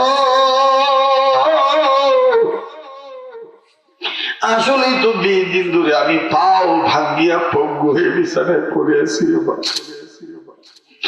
সিঙ্গাপুর জীবনে আমি প্রবাস জীবন আমার নতুন, ওজনদার বস্তু মাথায় নিয়ে কনস্ট্রাকশনের কাজ করার জন্য নিচতলা থেকে দোতলায় উঠতে গেছি রে মা। আমি হঠাৎ করে পা স্লিপ কেটে পড়ে গেছি, আমার বাম পায়ের হাঁটুর হাড্ডিটা ভেঙে গেছে মা। মারে ডাক্তার বলছে 3 মাস থেকে 4 মাসের মতন সময় লাগবে ভাঙ্গা হাড্ডি গোড়া লাগবে। মা গো, আমি মনে মনে সিদ্ধান্ত নিয়েছি, আমার যে মা আমার না দেখে ভাত খায় না, ওই মায়ের যদি আমি বলি মা আমার পাও ভেঙে গেছে, মা তুই তো খাবি না, তুই আরো কান্নাকাটি করবি। কিন্তু মা আমি আশ্চর্য হয়ে গেলাম, আমার এই কথা আমি কাউরে জানাই নাই, আমি ফেসবুকও দেই নাই। মা তুই জানলি কেমনে? মা তখন ডাক দিয়ে বলে, বেটারে আমার নারীর সাথে তোর একটা নারীর গোপন কানেকশন আল্লাহ রেখে দিছে। ও বেটা তুই যত দূরে থাকিস না কেন, সোনার ময়না সোনার সাগা ভাই, বেটার যখন কোনো ক্ষতি হয় সন্তানের খবর বিশ্বের মানুষ জানার আগে মায়ের অন্তরে আল্লাহকে জানায় দেয়। কথা বলেন ঠিক না বলছি?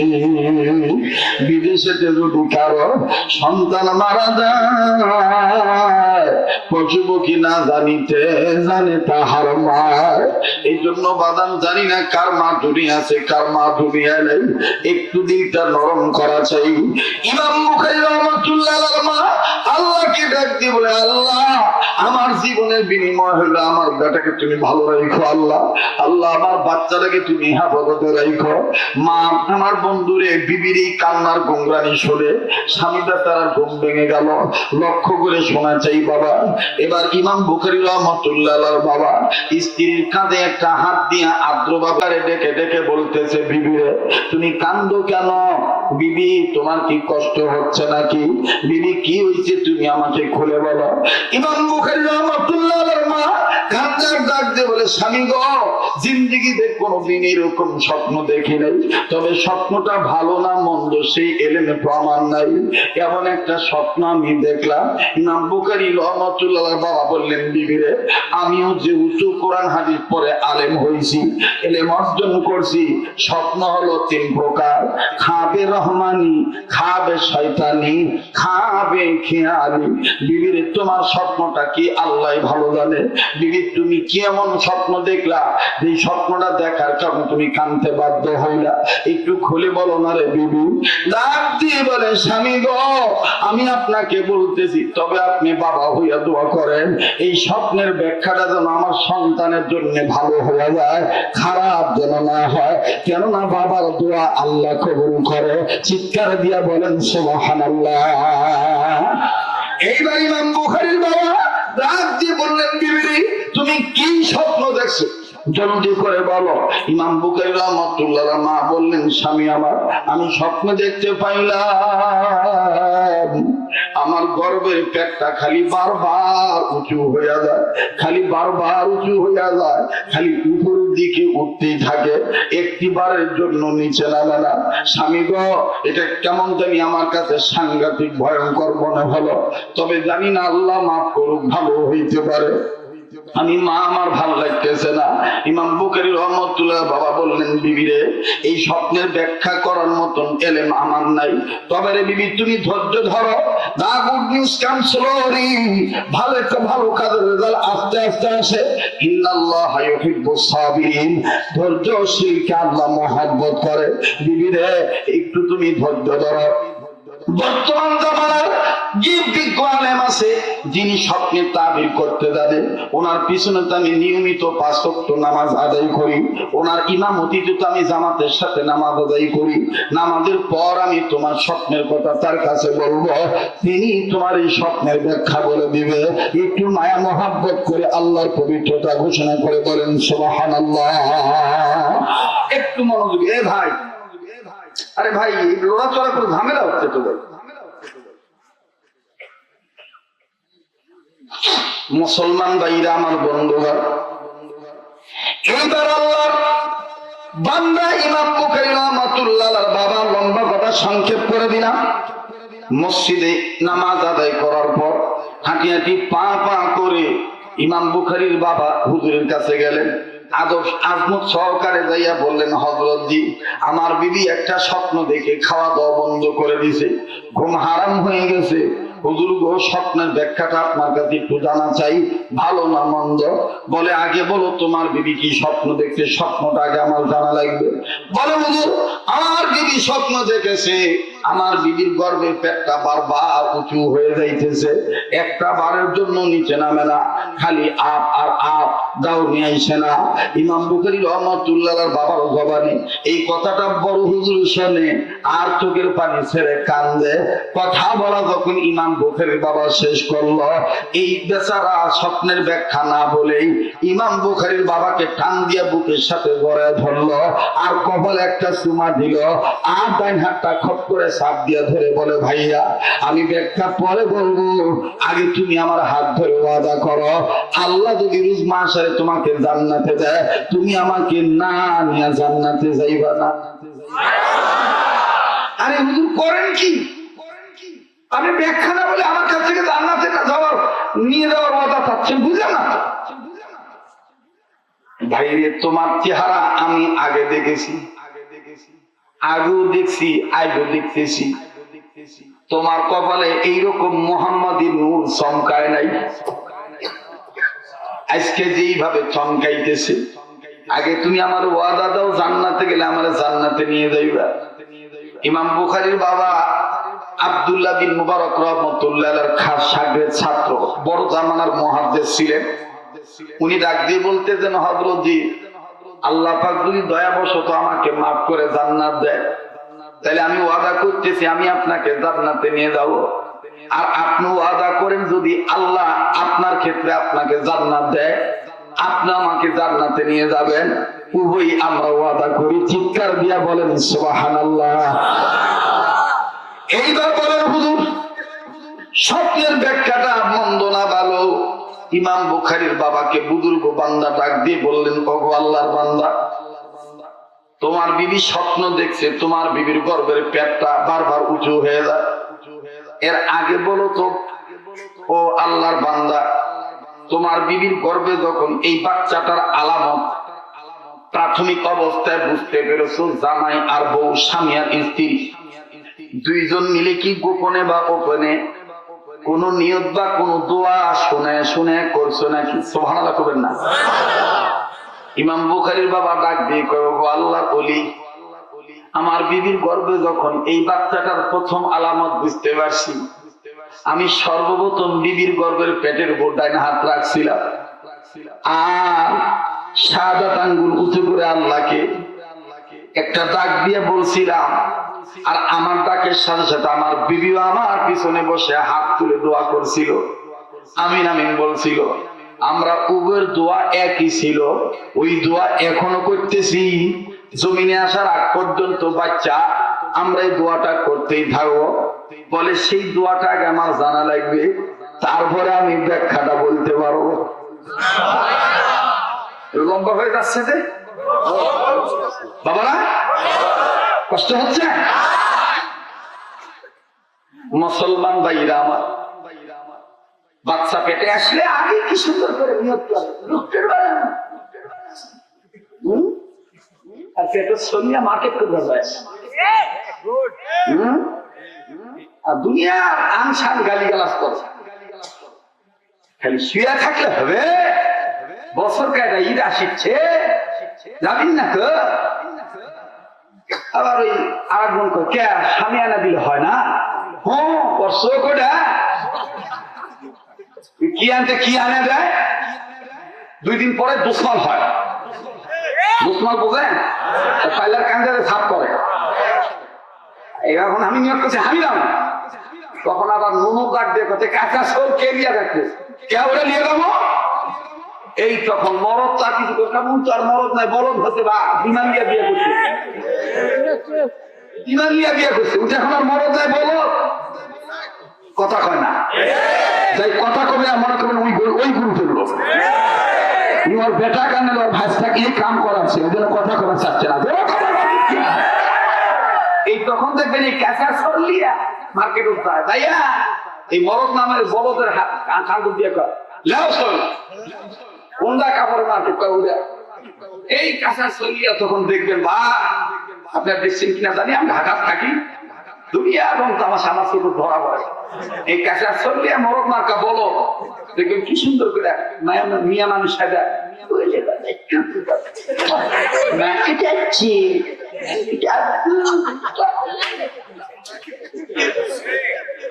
কথা কয় না ধরে কথা খাও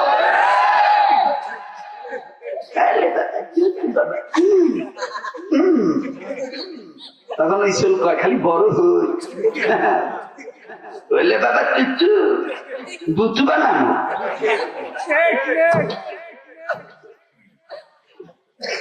কথা কয় না দুঃখ কাকু মানুষ মনে করে মৌলিক চুল নাই আর মৌলিগুলার বউ ঢকালা না এই জন্য মৌলিগুলার বউ কোনকা করে বুকা পড়াতে হয় খালি যদি জায়েজ থাকতো মানুষের বউ দেখানো তাহলে দেখাইতাম ঠকছি না দিচ্ছি আমার দেখা বলবেন না আমার রুচি কেন কাপড় পারে লুঙ্গি পরা মবিল ধরে পারি রুচি আছে একেবারে লাঠির থেকে শুরু করে পানি মানুষ বিজনেস একটা সুতা একবারে মনে করতে বালিশ ঠেলে যা আছে সব দেখবেন একটা আলটা মডেল ওয়ান পিস খুঁজাও পাবি না কথা বলতে পারছি তো এই বিষয়টা হলো যে মুরগি দেখলে মনে করবে বুসরা মার্কা কাপড় কিনে দেয় না বউ ঢেকে ছোয়ার জিনিস বউ ঢাকার মতন খুলালিয়া বেড়ানোর জিনিস নয় আজকে তোমার সল তোমার চুলের মুঠি ধরে তোমার ব্যবহারের কারণে আজকে তুমি বাপের কলম ধরে ঘর থেকে বের করে দেয় তোমার আচরণ ছোটবেলায় খারাপ ছিল তার প্রতি অবিচার করছো এই জন্য আজকে তুমি শুনতে পাও না তোমার কাছে যে বিচার দিচ্ছে আমার সোনা ভাত দেন তো ওমর করছে যে তুমি তোমার মা বাবার ভাত দিছিলি সেই RSCS কথা ডাক তো আমার মনে নাই ওটা খুদালি আসো এই খুদা দেয় ফট করে ছোট কথা ডাক দেখে তোমার বাবা ভাত দিছে ওর বাপ খাইছে না তাই ওর বাবা হাত ধরে বের করে দিছে হয়তো তোমার করতেছে কাদা দাদি মুতুদা যেমন কর্ম এমন এই জাইনটা ছেলেদের মনে কোনো ওই ঘুরবে আসাম ওর গাও ঘাও আছে তোকে ওয়াশ শুনবেন আমি গিবত করবো তুই বুঝি গিবত কাটবো একটা হলো গিবত একটা হলো হালত আমি এখন যেটা বলতেছি এটা হলো ইমান আমলের হালত আর এই ইমান আমলের হালত ন্যস্ত করার দায়িত্ব উন্মোচন করার দায়িত্ব ওলামায়ে কেরাম তোমার মতন ঘাস কাটা বলদের না বলবে না শুধু না অদ্ভুত বেড়াচ্ছে জানি আমাকে জীবনে দাওয়াত দিবে না কাটিলেন না আনলো বা ওই এই ভাই করতে শান্তি বললুম আবার অশান্তি করবি কেবা তো বোঝে না তাই আসলে ঘুঘু দেখছে ঘুঘুর ভাত ঘুঘু দেখছে ঘুঘুর ভাত দেখে না আমরা কই কথা ভালো মতো ওই বুঝে উল্টে মাদ্রাসা পড়লে পর্দা নিশি হওয়া লাগবে এটা ভালো ওই ডাক্তার পড়লে কি হবে ভিক্ষা করে খাওয়া লাগবে একটা কথা কম বিশ্বাস করবেন এক সময় আমি ছিলাম বাজারি বক্তা তার মানে চুক্তি এই যে আমি এই বাংলাদেশের উত্তরবঙ্গে সর্বপ্রথম হাইব্রিড মার্কা চুক্তি বক্তা ছিলাম আমি ৬০,০০০ ৭০,০০০ ব্যাংকত আগে জমা না দিলে আমার গাড়ি চাকা ঘুরতো না কিন্তু যেদিন আল্লাহ তাআলা আমাকে ওলির নেসবতে নিলে যে কোন প্রফিটের আশায় দিনের কথা বললে ওটা হেদায়েত হয় না আর এই টাকা থাকে না পরে লাস্টে চিন্তা গেল এই কথা কয় কে রে বেশ সাউন্ড দেয় কে মোবাইলে কথা বলবে কেন ভেদার কথা আছে নাকি হওয়ার সময় ভেদার হচ্ছে নাকি কোনবার কারণ ইমাম আজম আবু হানিফা রাহমাতুল্লাহ ইমাম মালিক ইমাম শাফি হাদিস মোতালা করতেছে পাশে নাটক ছোটগুলা বল খেলছে ফুটবল তো এই ফুটবল যখন লাঠি মারে ফুটকার বল ফুটে যায় এটা দিশা থাকে তো বল আসা উঠতে আসা হুজুরের সামনে করছে এখন ভদ্রনাথের ছোটগুলা করছে হ্যাঁ সংকট কি হলো রে বল কেম করে হুজুরের কাছে গেল আর এই আঙ্গু কেম করে নেই ফট করে এক বেয়াদব করছে হুজুর হাতে কি হচ্ছে বল আমি আসি কি উইনকা কইয়া মার আলকাসা বুঝেন তো? আলকাসা বুঝেন না? আমাদের ঢাকায় ভাষাটা কাঁচা দিচ্ছে, একবারে নিমটি টিমটি বাইর করে কাঁচা দিয়া কাঁচা নাড়া খাবার বল আছে, বল একবার বোয়ার নাড়া বাইর করে ভিতরে বল নিছে হুজুরা করছে কে রে আমরা কে রে। ইমাম আবু হানিফা রাহমাতুল্লাহ খালি নিশানা ওর দিক তাকাছে, তাকায় হুজুরা এই চ্যাংরা ইনকা অস্থাও কে জানে, এই চ্যাংরার জন্মের দোষ আছে, হালাল দাদা না হারাম দাদা। এই সাইছে বা এই চ্যাংরা হারাম দাদা ওই হুজুর বুঝলো কেমন করে। এই ইমাম মালিক ইমাম শাফি সবাই মিলে ওই চ্যাংরার মা ওর কাছে গেছে, বোন তুমি কতদিন তোমার এই চুল হালাল না হারাম? কয়েক ঘটনা কি? কয় পাশার নাড়া বাইর করে দেয় বল নিশার করছে হুজুর হতে হুজুর তো আর উপর রাগ করেনি, হুজুর খালি বললো যে চ্যাংরাইটা বিয়াদ হচ্ছে, কারণ হলো চ্যাংরার জন্মের দোষ আছে। তুমি কব বোন তার বাপকে কোন হুজুর কইছে? কয় ইমাম আবু হানিফা। উনি নিশা কথা জানে, ঠিকই করছে, ওর বাপকে এটা আমিও কর পারবো না, এটা আসলে জায়গা ছিল।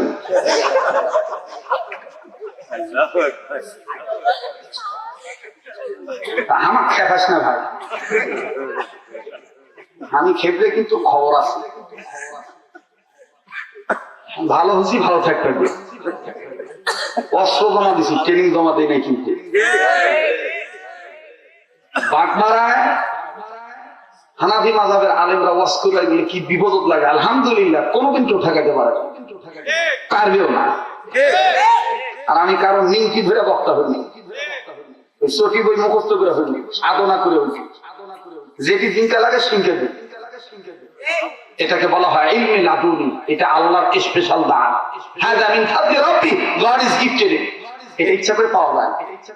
আমার সাথে কত বক্তা কিডনি পচে গেল, শেষ, কারণ নীতি ঠিক নাই।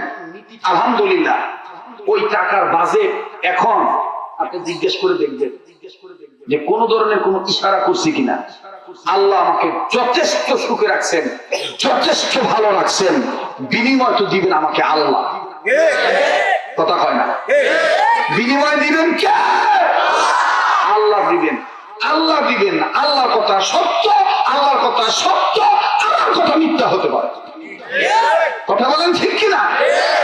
এই গত 8 দিন আগে আল্লাহ একটা অনাকাঙ্ক্ষিত একটা নিয়ামক মিলাইছেন, যেটা বাংলাদেশি টাকায় 2 কোটি টাকা লাগে। উনি স্বপ্নে দেখেছেন, রাসূল বলেছেন ওইটা আমাকে দিয়ে দিতে, উনি দিয়েছেন। উনি মসজিদে নববীর পাশে বসে কাঁদতেছেন। আর মক্কা শরীফে উমরা বা হজে গেলে কে ধনী কে গরিব পোশাক ইহরামের কাপড় পরলে বোঝা যায়।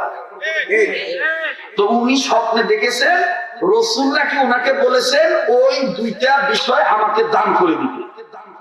তো উনি বলতেছেন ইয়া আল্লাহ, আমি তো তাকে খুঁজে পাইতেছি না। তারপরে ওনার কান্না দেখে আমি কাছে যা বললাম, হযরত আপনাকে চিনা চিনা মনে হয়। আপনাকে তো চিনা চিনা মনে হয়, আপনার নাম?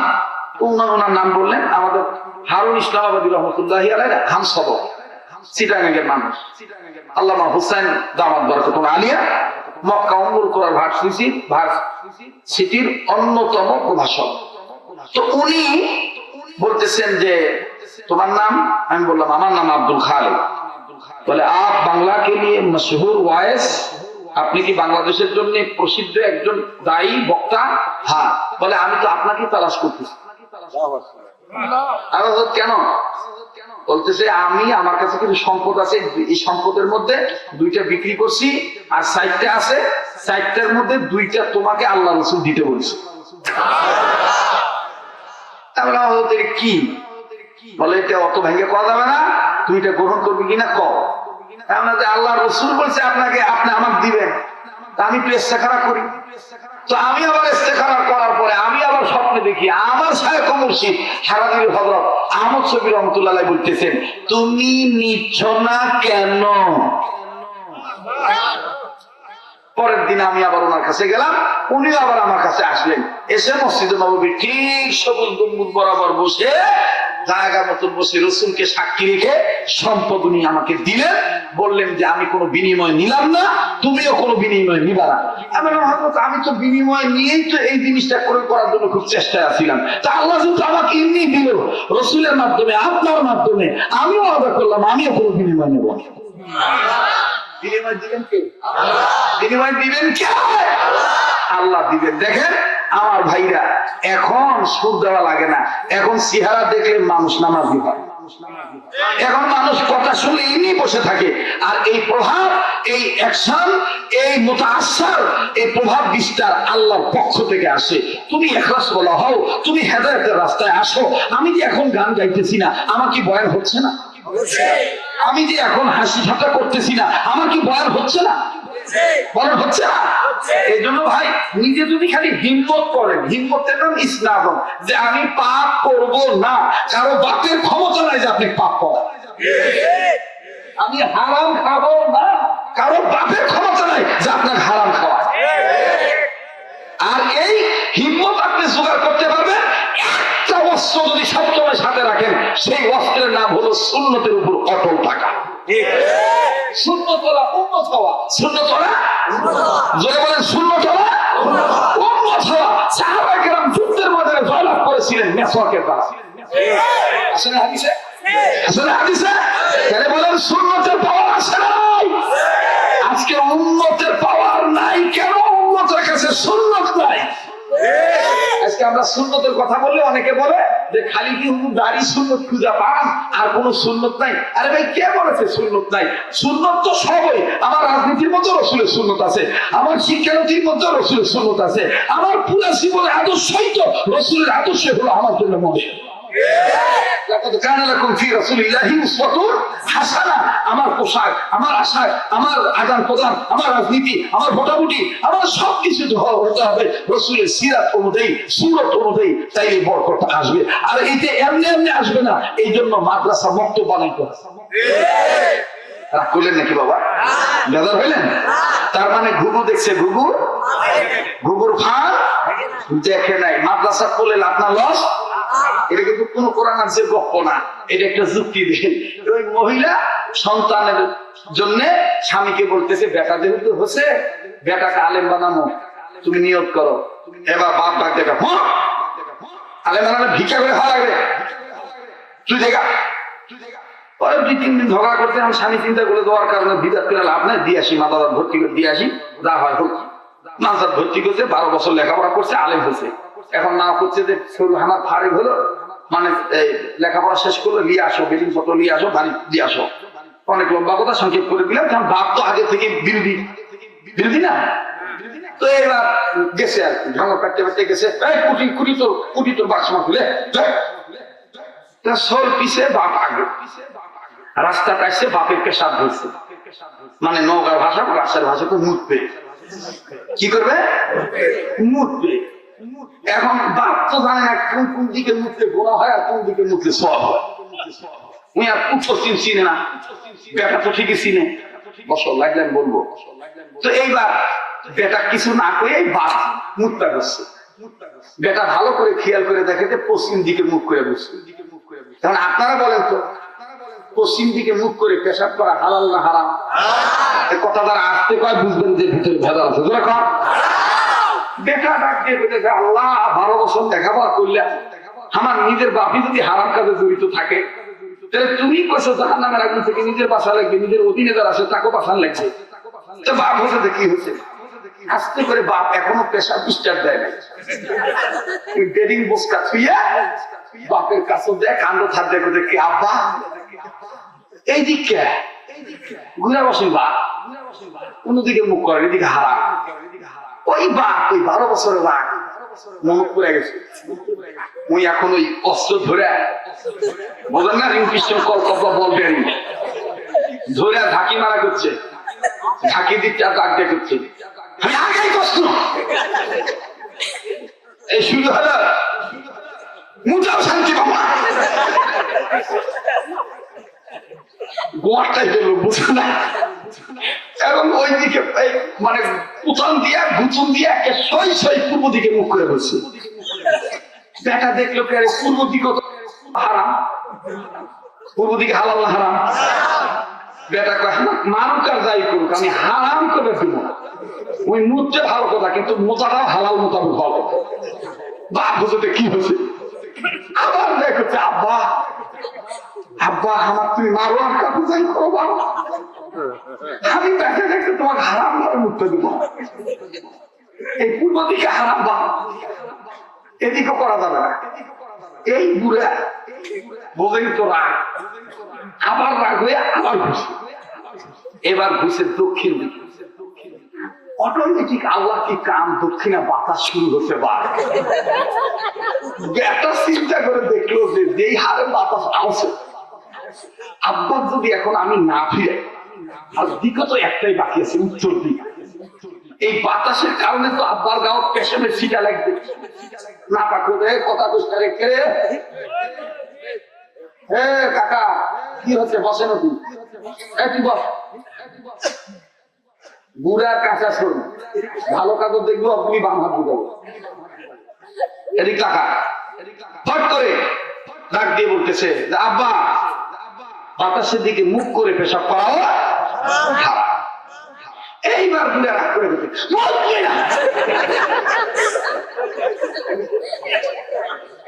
রাগ হইয়া না পেশাব করেছে। এখন ঢেঙ্গর ঢেঙ্গর করে ব্যাগ মুস্কা ফিরে তখন চলে গেছে। বুড়ি ডাক দিয়ে করছে সর কুটি, আমার সর করো, আমার ছেলে কোথায়, বেটা কোথায়, আমার বেটা কোথায়? ফট করে ডাক দিয়ে বলতেছে যে বেটা বেটা করিচ্ছ, আগেই কষ্ট মাদ্রাসা পড়াস না, হাসিচ্ছে মোতাবেক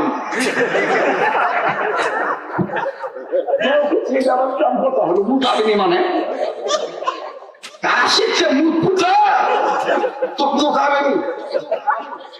আমার এক মুখ চারদিকে ঘুরে ফিরে মুখ আছে, মুখ আমার হারা গেছে, আর তুই মুখ মোতাবেক আসিচ্ছে।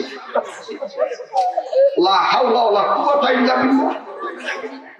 মার কইতে বলবো নাকি কি করছে না করছে, আসলে কি হচ্ছে দেখি চলে আসুন।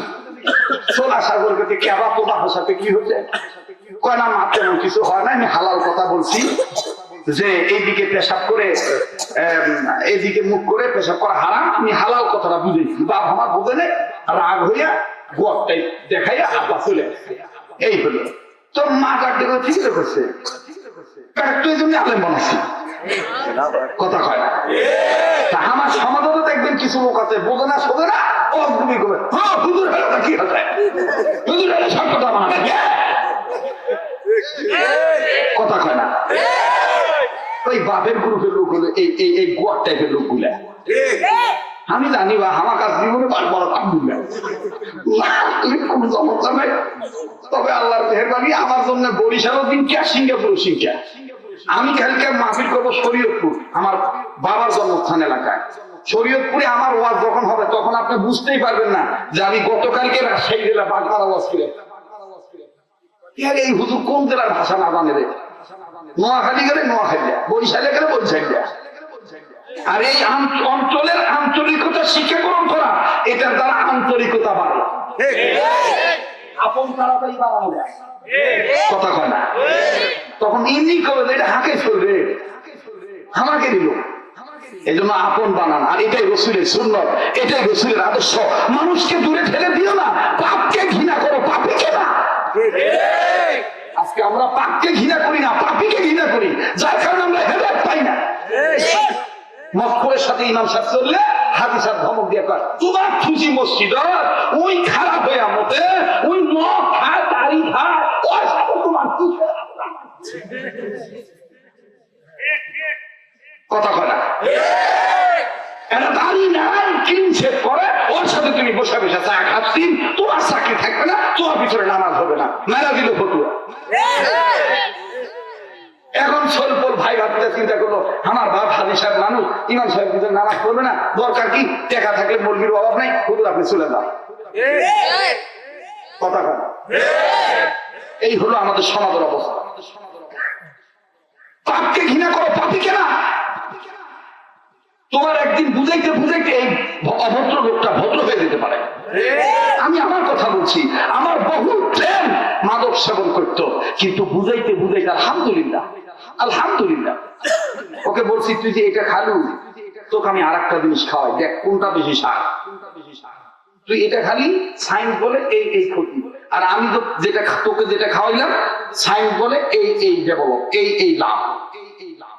তো এখন চিন্তা করে দেখলো যে ওটার দাম বেশি, এটার দাম কম, আর এটা খেলে মাশাআল্লাহ শরীরও ভালো থাকে, চেহারাও নুরানি হয়, কোন বদনামও হয় না। ওই আস্তে আস্তে করে দোস্ত ওটা খাও না দোস্ত, এটাই খাও।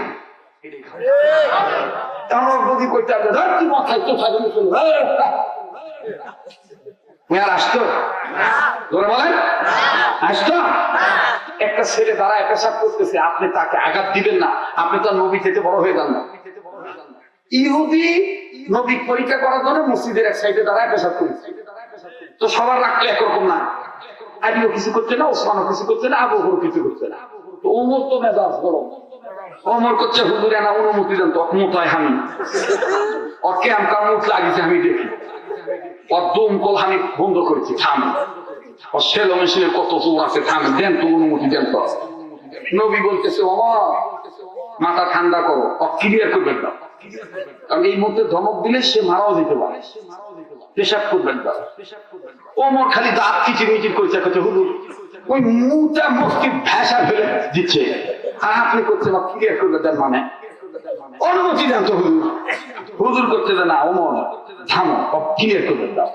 পেশাব করা শেষ, আল্লাহ রাসূল বলতেছে ওমর ইবলিস তুমি বসো।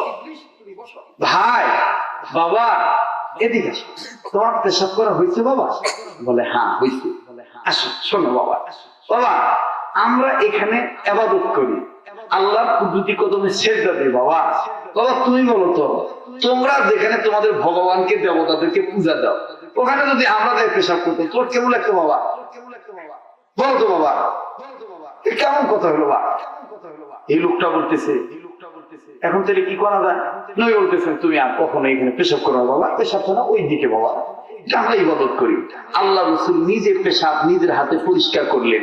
হযরত ওমর কাঁদতেছেন, ওসমান কাঁদতেছেন, ইহুদি বলতেছেন আমি মসজিদ থেকে ঈমান না নিয়ে আর বের হব না। এই যদি হয় ইসলামের আদর্শ, আর আপনি যদি হন মুহাম্মদ, তাহলে আপনার প্রত্যেকটা কথাই আমার আদর্শ, আমাকে আপনি কালেমা পড়ে মুসলমান বানাবেন। এই আদর্শ যদি, এই কাম যদি এই আত্রাই বা বাগমারায় কোন সোল মসজিদে করতো, কি হয়েছে?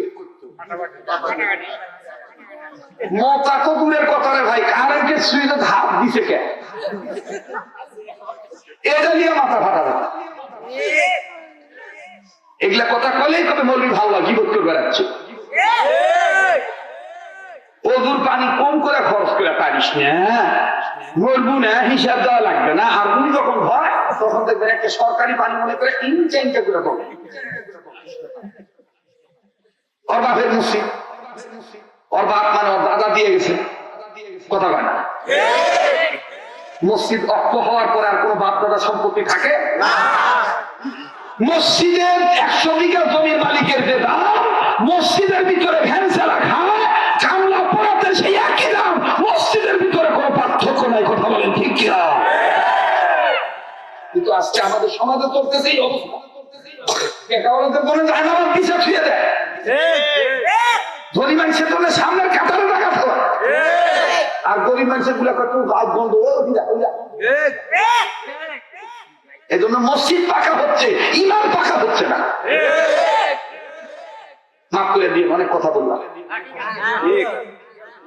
পাপকে ঘৃণা করবো, পাপীকে না। বলেন পাপকে ঘৃণা করবো, পাপীকে বলেন, বলেন পাপকে ঘৃণা করবো, পাপীকে না। আমি নিজের দুধ তালাশ করবো, অন্যের দুধ তালাশ করবো না। মানুষ কেউ দুধের ধোয়া তুলসী পাতা না, মানুষ মাত্রাই ভুল থাকতে পারে। আল্লাহ আমাদের সবাইকে আল্লাহ ওয়ালা হওয়ার তৌফিক দান করে। তো যাই হোক, যে কথা বলতেছি না, হযরত ইমাম বুখারী রাহমাতুল্লাহ বাবাকে ডাক দিয়ে বলতেছে কি দোয়া করছিলেন বলেন তো দেখি।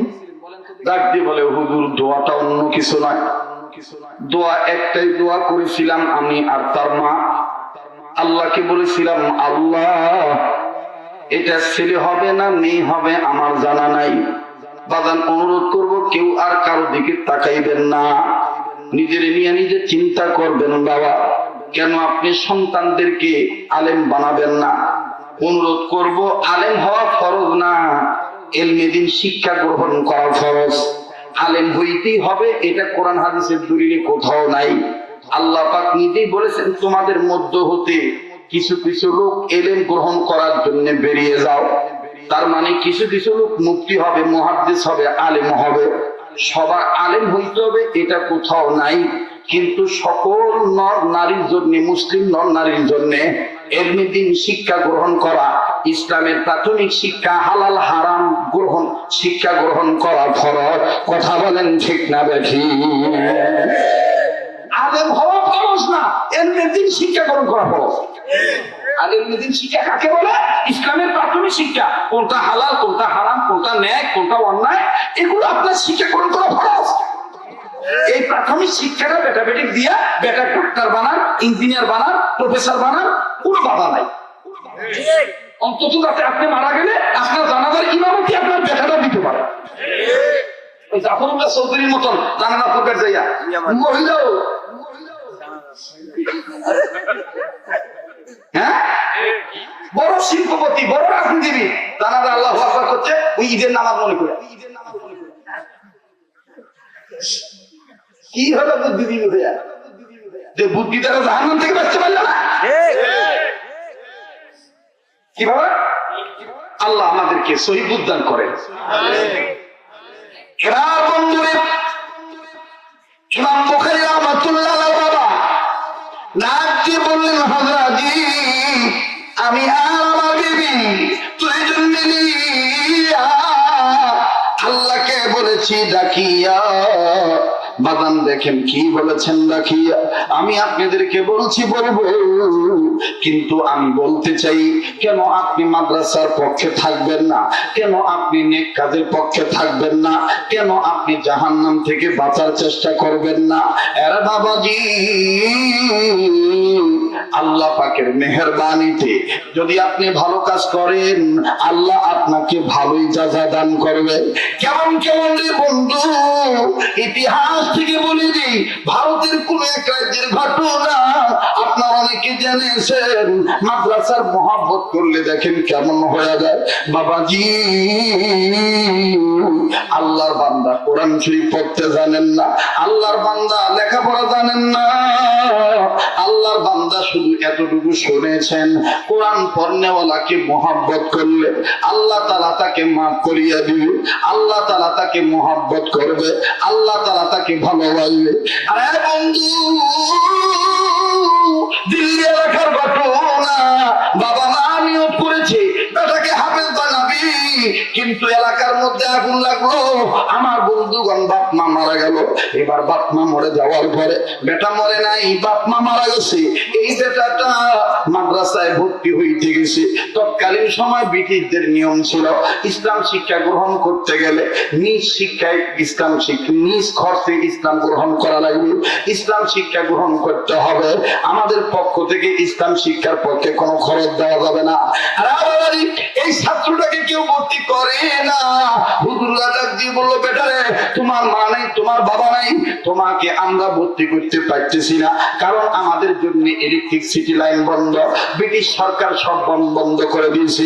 এখন হেজাক লাইট জ্বালায় চালাইতে হয়, যার যার নিজ খরচে কেরোসিন তেল ক্রয় করিয়া বাতি ল্যাম্প বাতি কুপি ধরাইতে হয়। কিন্তু বাবা তুমি তো পারবে না। এই ছেলেটা কষ্ট পাইয়া গভীর রজনীতে আপনার কবরের পাশে দিয়ে কান্দার ডাক দিয়ে বলে, মা গো বাবা গো, তোমাদের আশা ছিল আমাকে কোরআন পড়াইবা, কিন্তু এমন কিছু নাই, এমন কেউ আমার নাই যে আমাকে মাদ্রাসায় ভর্তি করে খরচটা চালাইবে। মা গো তেলের টাকা নাই, পাইলাম না কোরআন পড়তে। বাদান এই বাচ্চা ছেলেটা যখন কান্দে, ওই পথ দিয়া যাইতেছিল অত্র দিল্লি এলাকার জমিদারের বেটা, প্রত্যেক গভীর রাত্রে মদের আড্ডায় বন্ধুদের নিয়ে মদ খায়। আর বন্ধু, এ যুবক বন্ধু খুব খেয়াল করে শোনো, মদের আড্ডায় যখন যেতেছিল, হঠাৎ করে প্রথম ভয় পাইল? কারণ না কবরস্থানে অনেক সময় দিনেরা কান্দে, কবরস্থানে অনেক সময় অনেক আওয়াজ করে, অনেক ধরনের কোন না কোন আত্মা আসিয়া ডাকাডাকি করে। কি হইল, কে কান্দে কে কান্দে? ভালো করে টর্চলাইট জ্বালায় দেখি দুই কবরের মাঝখানে একবার মায়ের কবরের উপর হাত দিয়ে বলে আব্বা, মা গো আব্বা গো, আবার বাবার কবরে হাত দিয়ে বলে আব্বা গো, তোমাদের আশা বুঝি আর পূর্ণ হইল না। আব্বা কিছু সম্পর্ক তো রেখে গেল না, আমি আর কোরআন পড়তে পারলাম না। আব্বা কেউ আমারে ভর্তি করে না।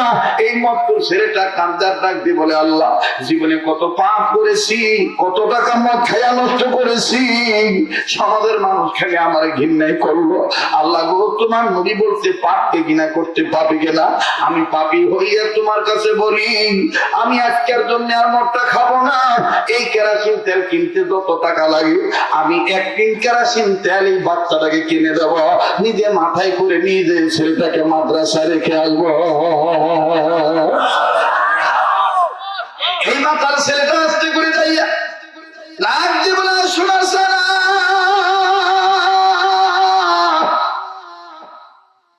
আমি মদ খাবো না, আমি মদ খাবো না। আর ভাইয়া আমি তোরে মাদ্রাসায় নিয়ে যাই, গো জমিদারের বেটা হিসাবে টাকার লোভে পরে রাত্রে বেলা দোকান বন্ধ থাকলে অনেকে দোকানদার দোকান খুলে দেয়, ডাক দিয়ে বলে আমি তোকে তেল এনে দিতেছি।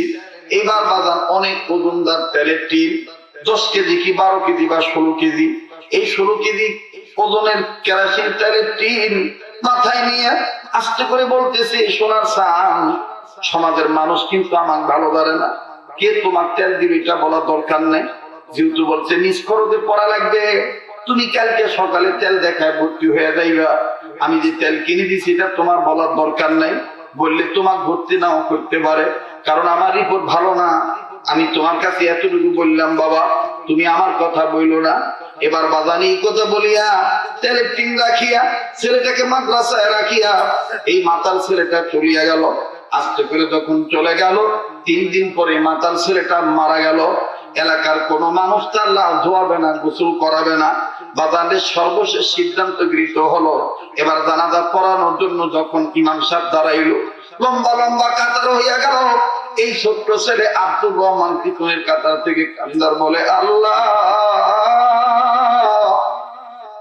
এই তেল শেষ হলে আবার কে তেল কিনে দিবে? ভাই তো মরে গেল গো আল্লাহ, আমার এই তেল আবার কে কিনে দিবে? ইমাম সাহেব নামাজের নিয়ত না বান্ধিয়া ডাক দিয়ে বলে বাবারে তুই কি বলিস একটু বুঝে বল। ছেলেটা কান্দার হুজুর ভয়ে বলি নাই, এই যে আব্দুর রহমান ভাই, এই যে মাতাল লোকটা, ইনি তো আমাকে তেল কিনে দিছে, আজকে উনি মরে গেল, আমি তাই কান্দি, আমার তেল শেষ হয়ে গেলে আবার কে তেল কিনে দিবে? এইবার ইমাম সাহেব কান্দার ডাক দিয়ে বলে আল্লাহর কসম, আমিও জানাজার নামাজ পড়াইতাম না। গত রাত্রে শেষ রাত্রে নবী মুহাম্মদ আমাকে ডাক দিয়ে বলে পাপরে ঘৃণা করো, পাপিরে না। ওই মাতাল আর মাতাল নাই, ওরে আমি ধুইয়া মুইসা মাফ কইরা সাফ কইরা দিছি। কোরআন পড়ার কাজে মাথায় তেল নিয়ে মাদ্রাসায় যাওয়ার কারণে মাফ কইরা জান্নাত দিয়া দিছি। জানাজা পড়ায় কবরে ঢুকায় দেয়, কবর জান্নাত বানায় দিছি। ভাইরে, আল্লাহর নিজের ওয়াদা, আল্লাহু ইয়াদউ ইলাল জান্নাতি ওয়াল মাগফিরা।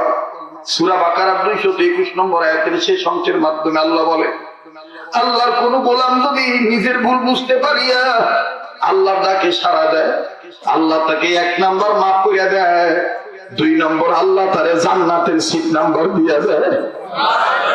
এই জন্য বাবা, আমি ইমাম বুখারীর বাবার এই দোয়ার কথাটা বলবো যে হাতটা দিয়া কিছুদিন পূর্বেই, এই কয়দিন আগে যেটা আমি প্রথম বলছি, এখনো মদিনার গ্রাম যায় নাই। আবার দেখবেন সুন্নতি আযান এত লম্বা টান নাই। এই যে আপনার শরহে বেকায়া একটা কিতাব আছে, আলেমরা জানেন, এই শরহে বেকায়া কিতাবের মধ্যে আযান 1 আলিফের জায়গায় 1 আলিফ দিতে হবে, 3 আলিফের জায়গায় 3 আলিফ দিতে হবে, সব নিয়ম দেওয়া আছে। কিন্তু আমরা 3 আলিফ না 10 আলিফ দিই, 10 আলিফ দিই। সুন্নতি আযান, সুন্নতি আযান শর্টকাট, আল্লাহু আকবার, আল্লাহু আকবার,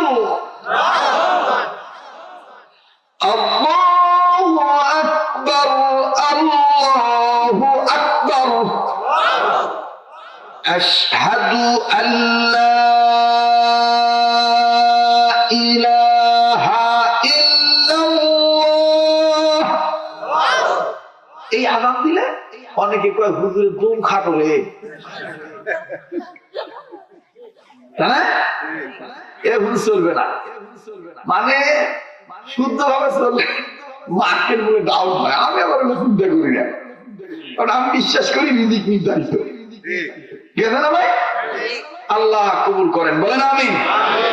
এবার শেষ করার আগে একটা সুন্নতের দাওয়াত দেই।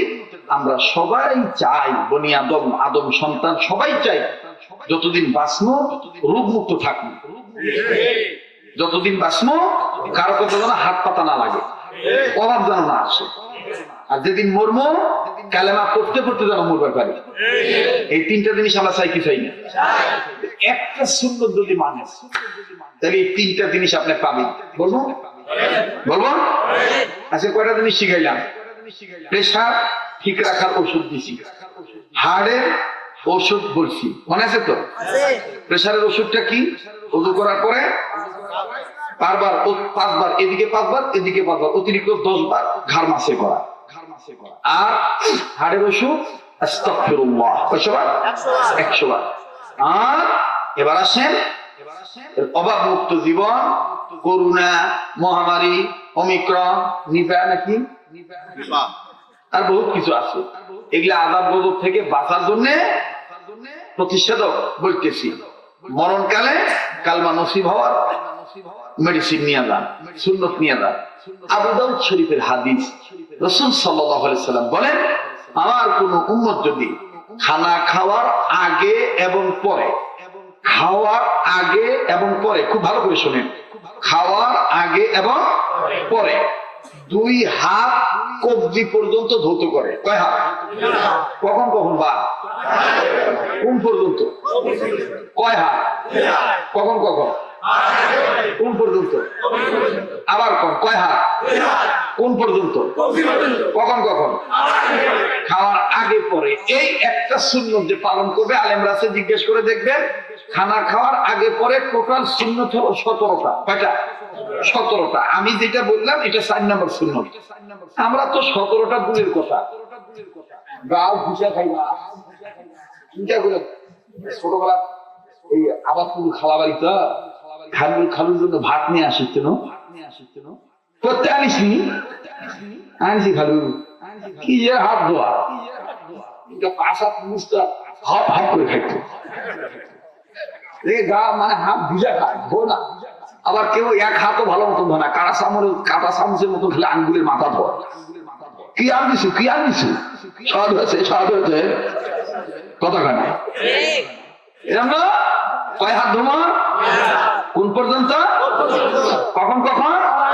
খাওয়ার আগে পরে। এই একটা সুন্নত যে ইহতিমামের সাথে গুরুত্ব সহকারে মানবে, আল্লাহ রাসূল বলেন তাকে আল্লাহ 3টা ফায়দা দিবেন। নাম্বার 1, আল্লাহ তাআলা তাকে রোগ মুক্ত জীবন দান করবে।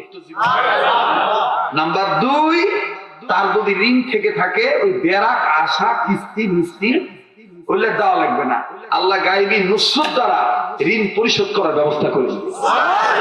নাম্বার 3, যেদিন মারা যাবে সুন্নতলা উম্মত হওয়ার বরকতে কালমা পড়তে পড়তে মারা যাবে। সেই ভালো দাও। তাহলে আজকের পর থেকে নিজেরা 2 হাত কবজি পর্যন্ত খাওয়ার আগে ঘুমো, বেটাবেটি শিক্ষা দিব, বন্ধুদের কাছে তবলিগ করবো। কেবা এটা খুব কঠিন কাজ, কারা কারা পারবেন একটু 2 হাত তুলে দেখান তো। লিল্লাহি তাকবীর। তাহলে বলেন আজকের ওয়াজের দ্বারা ফায়দা হলো কি হলো না? আর একটা মানুষ যদি হেদায়েত হয় এটা আমাদের কামিয়াব নাকি কম? তুই যদি হাসরত জান্নাত যায় তুই আমার ছুঁয়ে দেওয়া পারবে? একটা ধর্ম উঠাছে। হ্যাঁ ঠিক আছে, আল্লাহ কবুল করুন, দোয়া করে আমিন। আসেন দোয়ায় শরীক হই। যারা দাঁড়ায় আছেন মেহেরবানি করে বসার জায়গা থাকলে বসেন, দোয়া করি, দোয়া চাই। আমার বেটা বেটির জন্য দোয়া করবেন, আমার জন্য দোয়া করবেন, আপনার জন্য দোয়া করবেন, জিনদের জন্য দোয়া করবেন। আপনি তো জানেন না এই কুত্তা বিলের জন্য দোয়া করবেন, তাও তো করেন না। আল্লাহর কাছে সংক্ষেপে বলবেন, আল্লাহ দুনিয়া থেকে যত জিন মানুষ মারা গেছে সবাইকে নাজাত দিয়ে দিও। আল্লাহ পৃথিবীর সমস্ত সৃষ্টি জীবের জন্য শান্তির ফয়সালা করো, ব্যাস। তাহলে দেখবেন কুত্তা আপনি কামড়াবে না, বিড়াল আপনার খামসি দিবে না। ওর কবে যে ইহা আমাকে দোয়া করে, এটা বাস্তব আলামত আছে পানি ডুবে। যেই গেট আমি খুঁজে পাবো না ভাই, হঠাৎ করে দেখি হায় হায় বড় বড় কাতল মাছ ঠাক ঠাক করে আসে। গেটের কাছে 5 বিঘার উপর পুকুর, বোঝেন না আপনি, আরঙ্গাই বাঁধা তারাস, এই ঠাস ঠাস করে এসে দরজার কাছে এসে এত কাতল মাছ যখন ঠাক ঠাক করবে, গেট দেখলাম অটোমেটিক খুলে গেল। কিতাবের মধ্যে দেখলাম, ওই যে মোনাজাতে বলি, আল্লাহ জিন জাতি যারা মারা গেছে, আল্লাহ এই জিন গুলাই তুমি জান্নাত দিয়ে দিও, আর যারা বেঁচে আছে হেদায়েত দিয়ে দিও। অনেক সময় জিনেরা মাছের রূপ ধরে, অনেক সময় জিনেরা সাপের রূপ ধরে। এই জন্য কার সাথে কি জিন আছে এটা কেউ জানে না। আর জিন নাই এই কথাটাতে বলবে ওর ইমানই নাই। জিন আছে, তুমি দেখো না ভাই, এই জন্য আছে না, কারণ আল্লাহ বানাইছেন দুইটা জাতি, জিন আর মানুষ, জিন আর ইনসান। এই জন্য দোয়া করবেন, তাই না ইনশাআল্লাহ? জি, আজকের মোনাজাত শুনবেন, এইভাবে দোয়া করবেন। আর দোয়া করার, দোয়া কবুলের শর্তের মধ্যে এটা আছে, দোয়া করার সময় 100-100 এটা নিয়ত রাখবেন যে আমার দোয়া কবুল হবেই। আমার দোয়া কবুল হবে, কারণ আমি কার কাছে কবুল? আল্লাহ নিজে বলছে, উদউনি আস্তাজিব লাকুম, আমাকে ডাকো আমি সাড়া দেবো। ওয়া ইযা সালাকা ইবাদি আন্নী ফাইন্নী করিব, আমার কাছে চাও আমি দিয়ে দেব। আল্লাহ কইছে না? আর তুমি আমাকে দূরে মনে করো না, নাহনু আকরাবু ইলাইহি মিন হাবলিল ওয়ারিদ, আমি তোমার ঘাড়ের রগের চাইতেও কাছে। আপনি বোঝেন না তাই? আর দোয়া করার সময় দড়ি পাকাবি না, ওই পাটের দড়ির মতন দড়ি পাকাবি না, আবার ইনকা করে খড়পার মতন ভাগ করে ফেলবি না। বুঝতে পারছি? দোয়া করার সময় দোয়ারও একটা আদব আছে। আচ্ছা কোন তো দেখি, ভিক্ষা চাওয়ার সময় যদি কেউ মানে মোশান করে ভিক্ষা করে, দেখ আপনি দিবি কিন্নির বেটার ভাগ কিরে, ঠিক আছে? ভিক্ষা করার একটা ক্যাপাসিটি আছে। দোয়া করার সময় সুন্নত হলো এই দুই হাতকে আপনি খোদাই পেয়ালা বানাবেন, খোদার বাটি, আল্লাহর বাটি, আল্লাহর খোরা খোরা, মগা কি কয় খোরা খোরা, আবার ওই ঘোড়ার পাওয়ার খুঁড়ে খুঁড়ে না, খোরা খোরা বাটি। এই বাটি বলেন, বাটি কি গোল হয় না ভাগ হয়? বাটি কেঙ্কা হয়? গোল হয়। কি সুন্দর বাটি, খোদাই পেয়ালা। এই খোদাই পেয়ালা এই সিনা বরাবর থাকবে, সিনা বরাবর সামান্য একটু ফাঁক থাকবে, মাথাটা নত থাকবে। কথাটা বুঝাইতে পারছি? দোয়া করার একটা আদব আছে বাবা, দোয়া করার আদব আছে। আপনি হাত তুলে দোয়া করতে পারেন, হাত ছাড়াও দোয়া করতে পারেন, সমস্যা নাই। কারণ আপনি আল্লাহ বলবেন, আল্লাহ শুনবেন, ঠিক কিনা? আমার ভাইরা, আমার বন্ধুগণ, দোয়া করার সময় মনে মনে নিয়ত রাখা যে আমার দোয়া কবুল হবেই হবে ইনশাআল্লাহ, ইনশাআল্লাহ। আর দোয়া করার সময় অনেকে মিশাই পাগড়ি জানে না, শোনে না, আল্লাহুম্মা আমিন, রব্বানা যালামনা আনফুসানা, কুত্তাছিলি রে, আল্লাহুম্মা আমিন। দোয়া শুরু করার সময় আল্লাহর প্রশংসা, নবীর দুরূদ। দোয়া শেষ করার সময় আল্লাহর প্রশংসা, নবীর দুরূদ। হ্যাঁ, আলহামদুলিল্লাহি রাব্বিল আলামিন ওয়াস সালাতু ওয়াস সালামু আলা আশরাফিল আমবিয়া ওয়াল মুরসালিন। এভাবে বলেন। শেষ করার সময় সুবহান রাব্বিকা রাব্বিল ইজ্জাতি আম্মা ইয়াসিফুন ওয়া সালামুন আলাল মুরসালিন আলহামদুলিল্লাহি রাব্বিল আলামিন। এটা হলো সত্যি দোয়া। বলেন না, শোনে না, এবং দোয়াই করা গেছে, আমাদেরকে দোয়া ফেলায় দোয়াই বলে আল্লাহ সব খালি বলে মলবি খালি আমার কাছে ধরে নিয়ে আসবো, ওদের সোনালী মার্কা লাঠি পা পিটন খালি ঠিক হয়ে যাবে, ঠিক আছে না? একে খুব দামি লাঠি, বোঝেন নাই?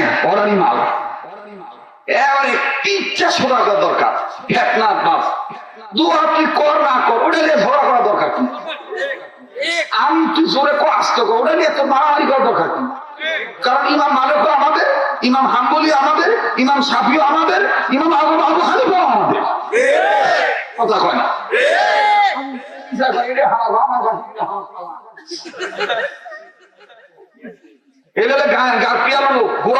এরা ইসলাম ধ্বংস করে বেড়াচ্ছে। খবর নিয়ে দেখেন এরা ইহুদি খ্রিস্টানদের দালাল। এরা 20 বছর আগে ছিল না, হঠাৎ করে বলাইছে, উড়ে এসে উড়ে বসছে। বস্তা বস্তা ইহুদি খ্রিস্টানদের টাকা পাচ্ছে ইসরায়েল থেকে। এই গোবর ভাগ করলে তো গাঁও কেরাসিন তেল ঢালা দিয়ে মারা ফেলবি, এই জন্য অত গোবর ভাগ করা যাবে না। আমি আবার সব জানি, এই জন্য দেখেন না কত মুরগি কি হয়, আমার কিছু হয় না, কারণ জানে যে মুরগি হলে দাবি বড় হয়ে যাবে। লুঙ্গি পরা মমি হলে কি লুঙ্গি একটা স্টাইল। আমি বিদেশে যখন লুঙ্গি পরে যখন বিমান চাকরি না, আমি তখন অনেক ইংলিশ পার্সন ওরা মনে করেন আমি ইংলিশ জানি। তা আমি বলি not math person, I mean complete man. Okay wow,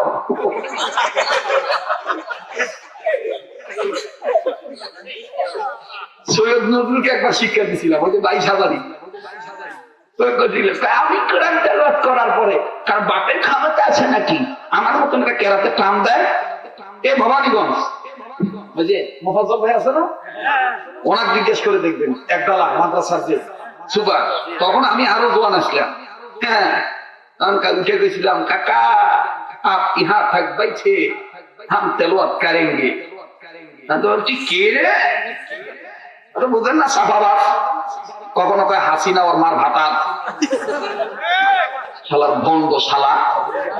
আমি 12 বছর আগে কইছিলাম যে এমন একদিন আসবে মানুষের কাছে তুই সিটারি হিসেবে পরিচিত হবি। ডাইরি মাতাত নিয়ে কয় কোরআন মাতাত নিয়ে করছি, ডাইরি মাতাত নিয়ে কয় কোরআন মাতাত। আমি পরে রোজ আছে এটা তো ডাইরি, এটা কোরআন।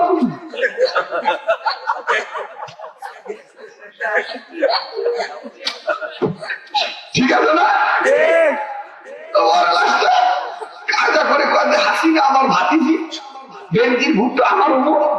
একদিন আমি গেছি সচিবালয়ে, সচিবালয়ে আমি তদন্ত করছি।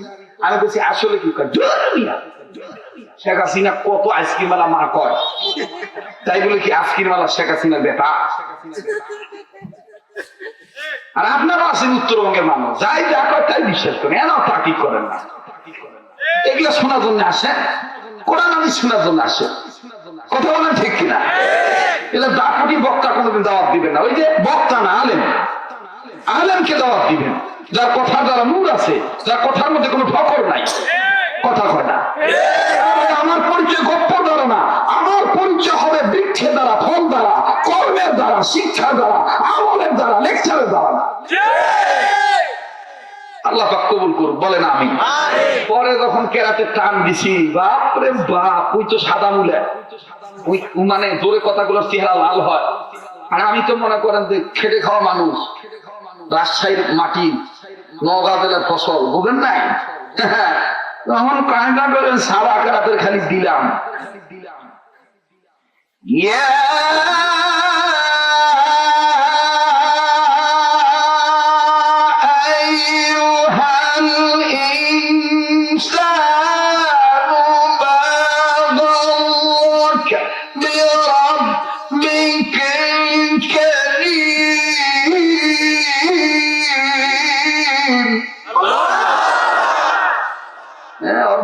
তখন বন্ধ হয়ে গেছে।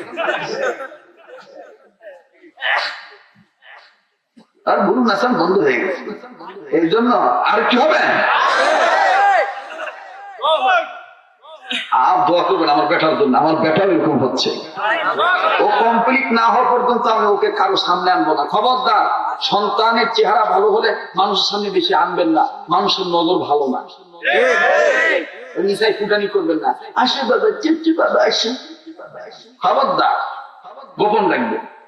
মানুষের চোখ ভালো না, মানুষের মুখ ভালো না। এই জন্য আল্লাহ তাআলা সূরা ফালাক, সূরা নাস নাযিল করে দিয়েছে। কথা বলেন ঠিক কিনা? যোগে বসত 3 বছর বয়সে একটা মুসলিম টানা নিয়ে আসে, বাবু বাবা কিছু বাবা হাওলাতি তুমি মাথা দিয়ে টানা নিয়ে আসে। আর 12 বছর যখন হয় তখন লেফের তলে সুতা থাকে, তখন আর মসজিদে নিয়ে আসে। এগুলো আমাকে অভ্যাস। তো যাই হোক, ছেলে মেয়েকে আদর যত্ন করবেন, ভালোবাসা দিবেন। আর ছেলে মেয়ের পক্ষে একটু খরচটা বেশি করবেন, ভালো পক্ষে, লেখাপড়ার পক্ষে। আলহামদুলিল্লাহ, ধানমন্ডিতে একটা মাদ্রাসা হয়েছে, সেই মাদ্রাসায় ভর্তি ফিস হইল 1 লাখ টাকা, আর মাসিক হলো 25,000 টাকা। তো ছেলে মেয়ের টাকা লাগবে। এখন আর আমি আমার মাদ্রাসায় পড়াই বিনা পয়সায়। আমার যত সম্পদ ছিল আমি সব আল্লাহর রাস্তায় দান করে দিছি। মানুষের বাড়ি ভাড়া থাকি, আল্লাহর মেহেরবানি, আল্লাহর এক বান্দা প্রায় 3.25 কোটি টাকার মূল্যের 2600 স্কয়ার ফিট বর্তমান বাজার মূল্যে এই গত জানুয়ারি মাসে ছাপ তবলা করে দিয়ে দিছে। আপনি যদি সবকিছু দিতে পারেন, আমার এত সম্পদ, আপনি থাকবেন, আমি আপনাকে একবারে দিলাম হুজুর। ওই যে গাড়ি ডুবে গেছে ওটাও একজনের দান ছিল, এখন আরো 3টা রেডি। হুজুর কোনটা নেবেন নেন। আমি বাবা একটু থামে না, দম নেই, আবার ঢুকবো।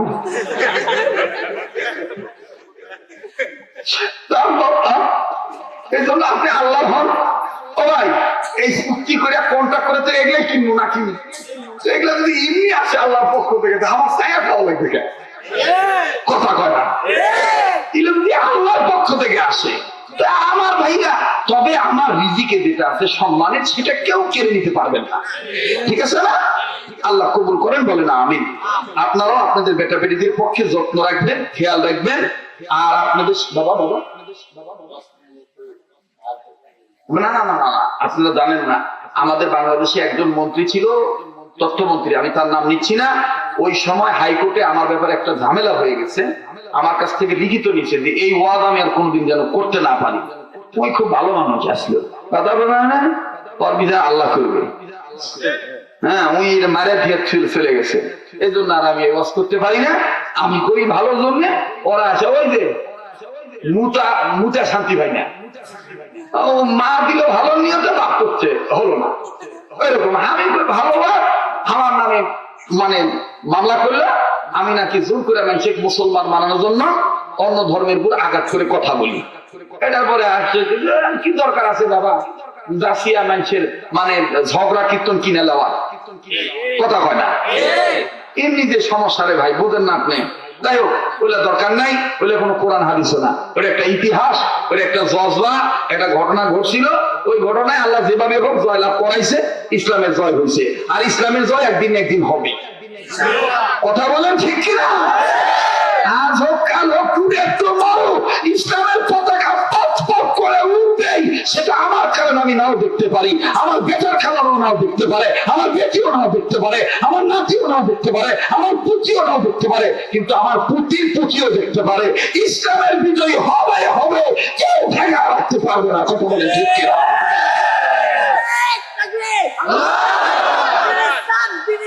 মাশাআল্লাহ, আল্লাহ কবুল করুক, আমিন। তো ভাইরা আমার, আমি পরিশেষে আপনাদের কাছে বলবো, আপনারা আমার রক্তের আত্মীয়, ভক্তদের কাছে বলবো, ঢাকায় মাদ্রাসা করছি, আপনারা আমার মাদ্রাসা যাবেন। টাকা পয়সার খরচের অভাবে ভালো সন্তানকে ভালো শিক্ষা দিতে পারেন না, সন্তান আপনার, জিম্মাদারি আমার। আমার অ্যাড্রেসটা নিয়ে আমার মাদ্রাসায় সন্তান দিয়ে আসবেন। বাগমারার ছেলেরাও আমার মাদ্রাসায় আছে, আলহামদুলিল্লাহ। আপনারা দিয়ে আসবেন। যাত্রাবাড়ির পরে সাইনবোর্ড, অর্থাৎ চিটাগাং রোড ঢাকা, যাত্রাবাড়ির পরে সাইনবোর্ড মোড়ে আমাদের প্রতিষ্ঠান, আপনি দিয়ে আসবেন। আর ঢাকায় মাদ্রাসা চালাইতে কোনো কষ্ট হয় না, খালি একটু কষ্ট হয় চাউলের।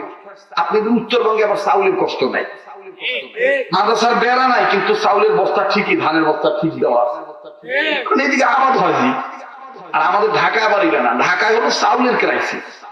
এজন্য যত বলেই ফেলছি, আপনারা আমার আত্মীয় রক্তের মানুষ, এটা আবদার করি। বাপ আবদারটা হলো যে আমার ওস্তাদ ওইটা করছেন, ধর্ম মাদ্রাসার প্রতিষ্ঠারা ওইটা করে, আর মাদ্রাসা 10 জনের সহযোগিতাই হয়, কথা বল ঠিক কিনা? বিষয় তো অনেক। আমি আপনাদের কাছে বলবো, আজকে আমার মাদ্রাসা আপনারা 10 মিলে অন্তত একটা বস্তা চাউলের টাকা দিবেন। এক বস্তা চাউল 3100, 3200, 3000 টাকা লাগে। 50 টাকা, 10 টাকা, 5 টাকা হোক, একটা বস্তা চাউল আপনারা দিবেন সবাই মিলে। 2-1 ভাই একটু সবার কাছে যাবেন, যে সবাই একটু 10-5 টাকা করে এক বস্তা চাউল, এটা হাসুর মাদারে নাজাতে মিশে হইতে পারে, যে হুজুরের সাথে আমরাও শরীক হইলাম হুজুরের মাদ্রাসায়, ঠিক আছে না ইনশাআল্লাহ? এই 2-1 মুজাহিদ একটু ওঠেন তো দেখি, হাতে হাতে দাও তো তবলিগের সাথে ভাইরা, একটু সবার কাছে যাবেন, যে হুজুরের মাদ্রাসা দিচ্ছি আমি, এই 10 টাকা দিলাম, এই 20 টাকা দিলাম, এই 2 টাকা দিলাম, আমি আপনাদের কাছে আমার মাদ্রাসাটা রসিদ পৌঁছে দেবো ইনশাআল্লাহ। আর এই ফাঁকে বাপ মা রুহের মাগফিরাত কামনায় ইসলামের সওয়াবের নিয়তে একবার সূরা ফাতিহা, 3বার সূরা ইখলাস পড়ি। আউযু বিল্লাহি মিনাশ শাইতানির রাজীম।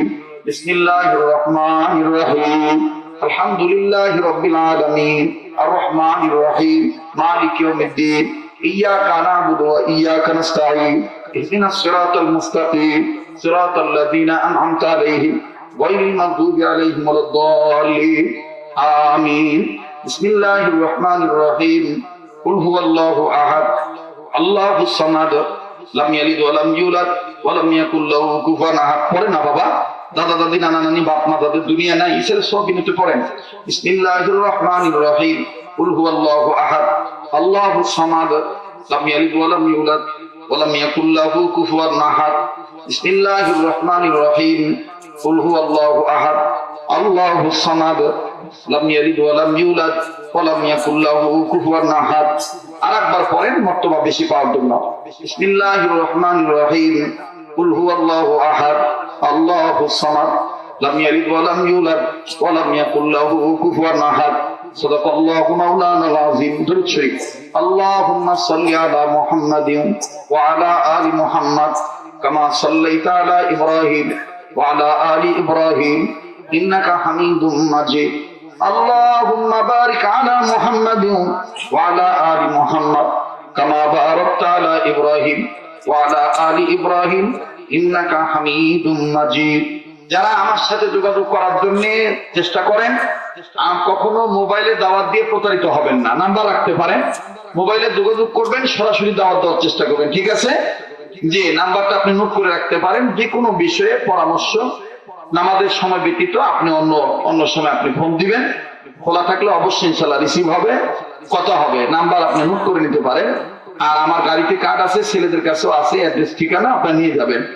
01717 লেখেন 01717139704 01717 139,704 01717 139,704।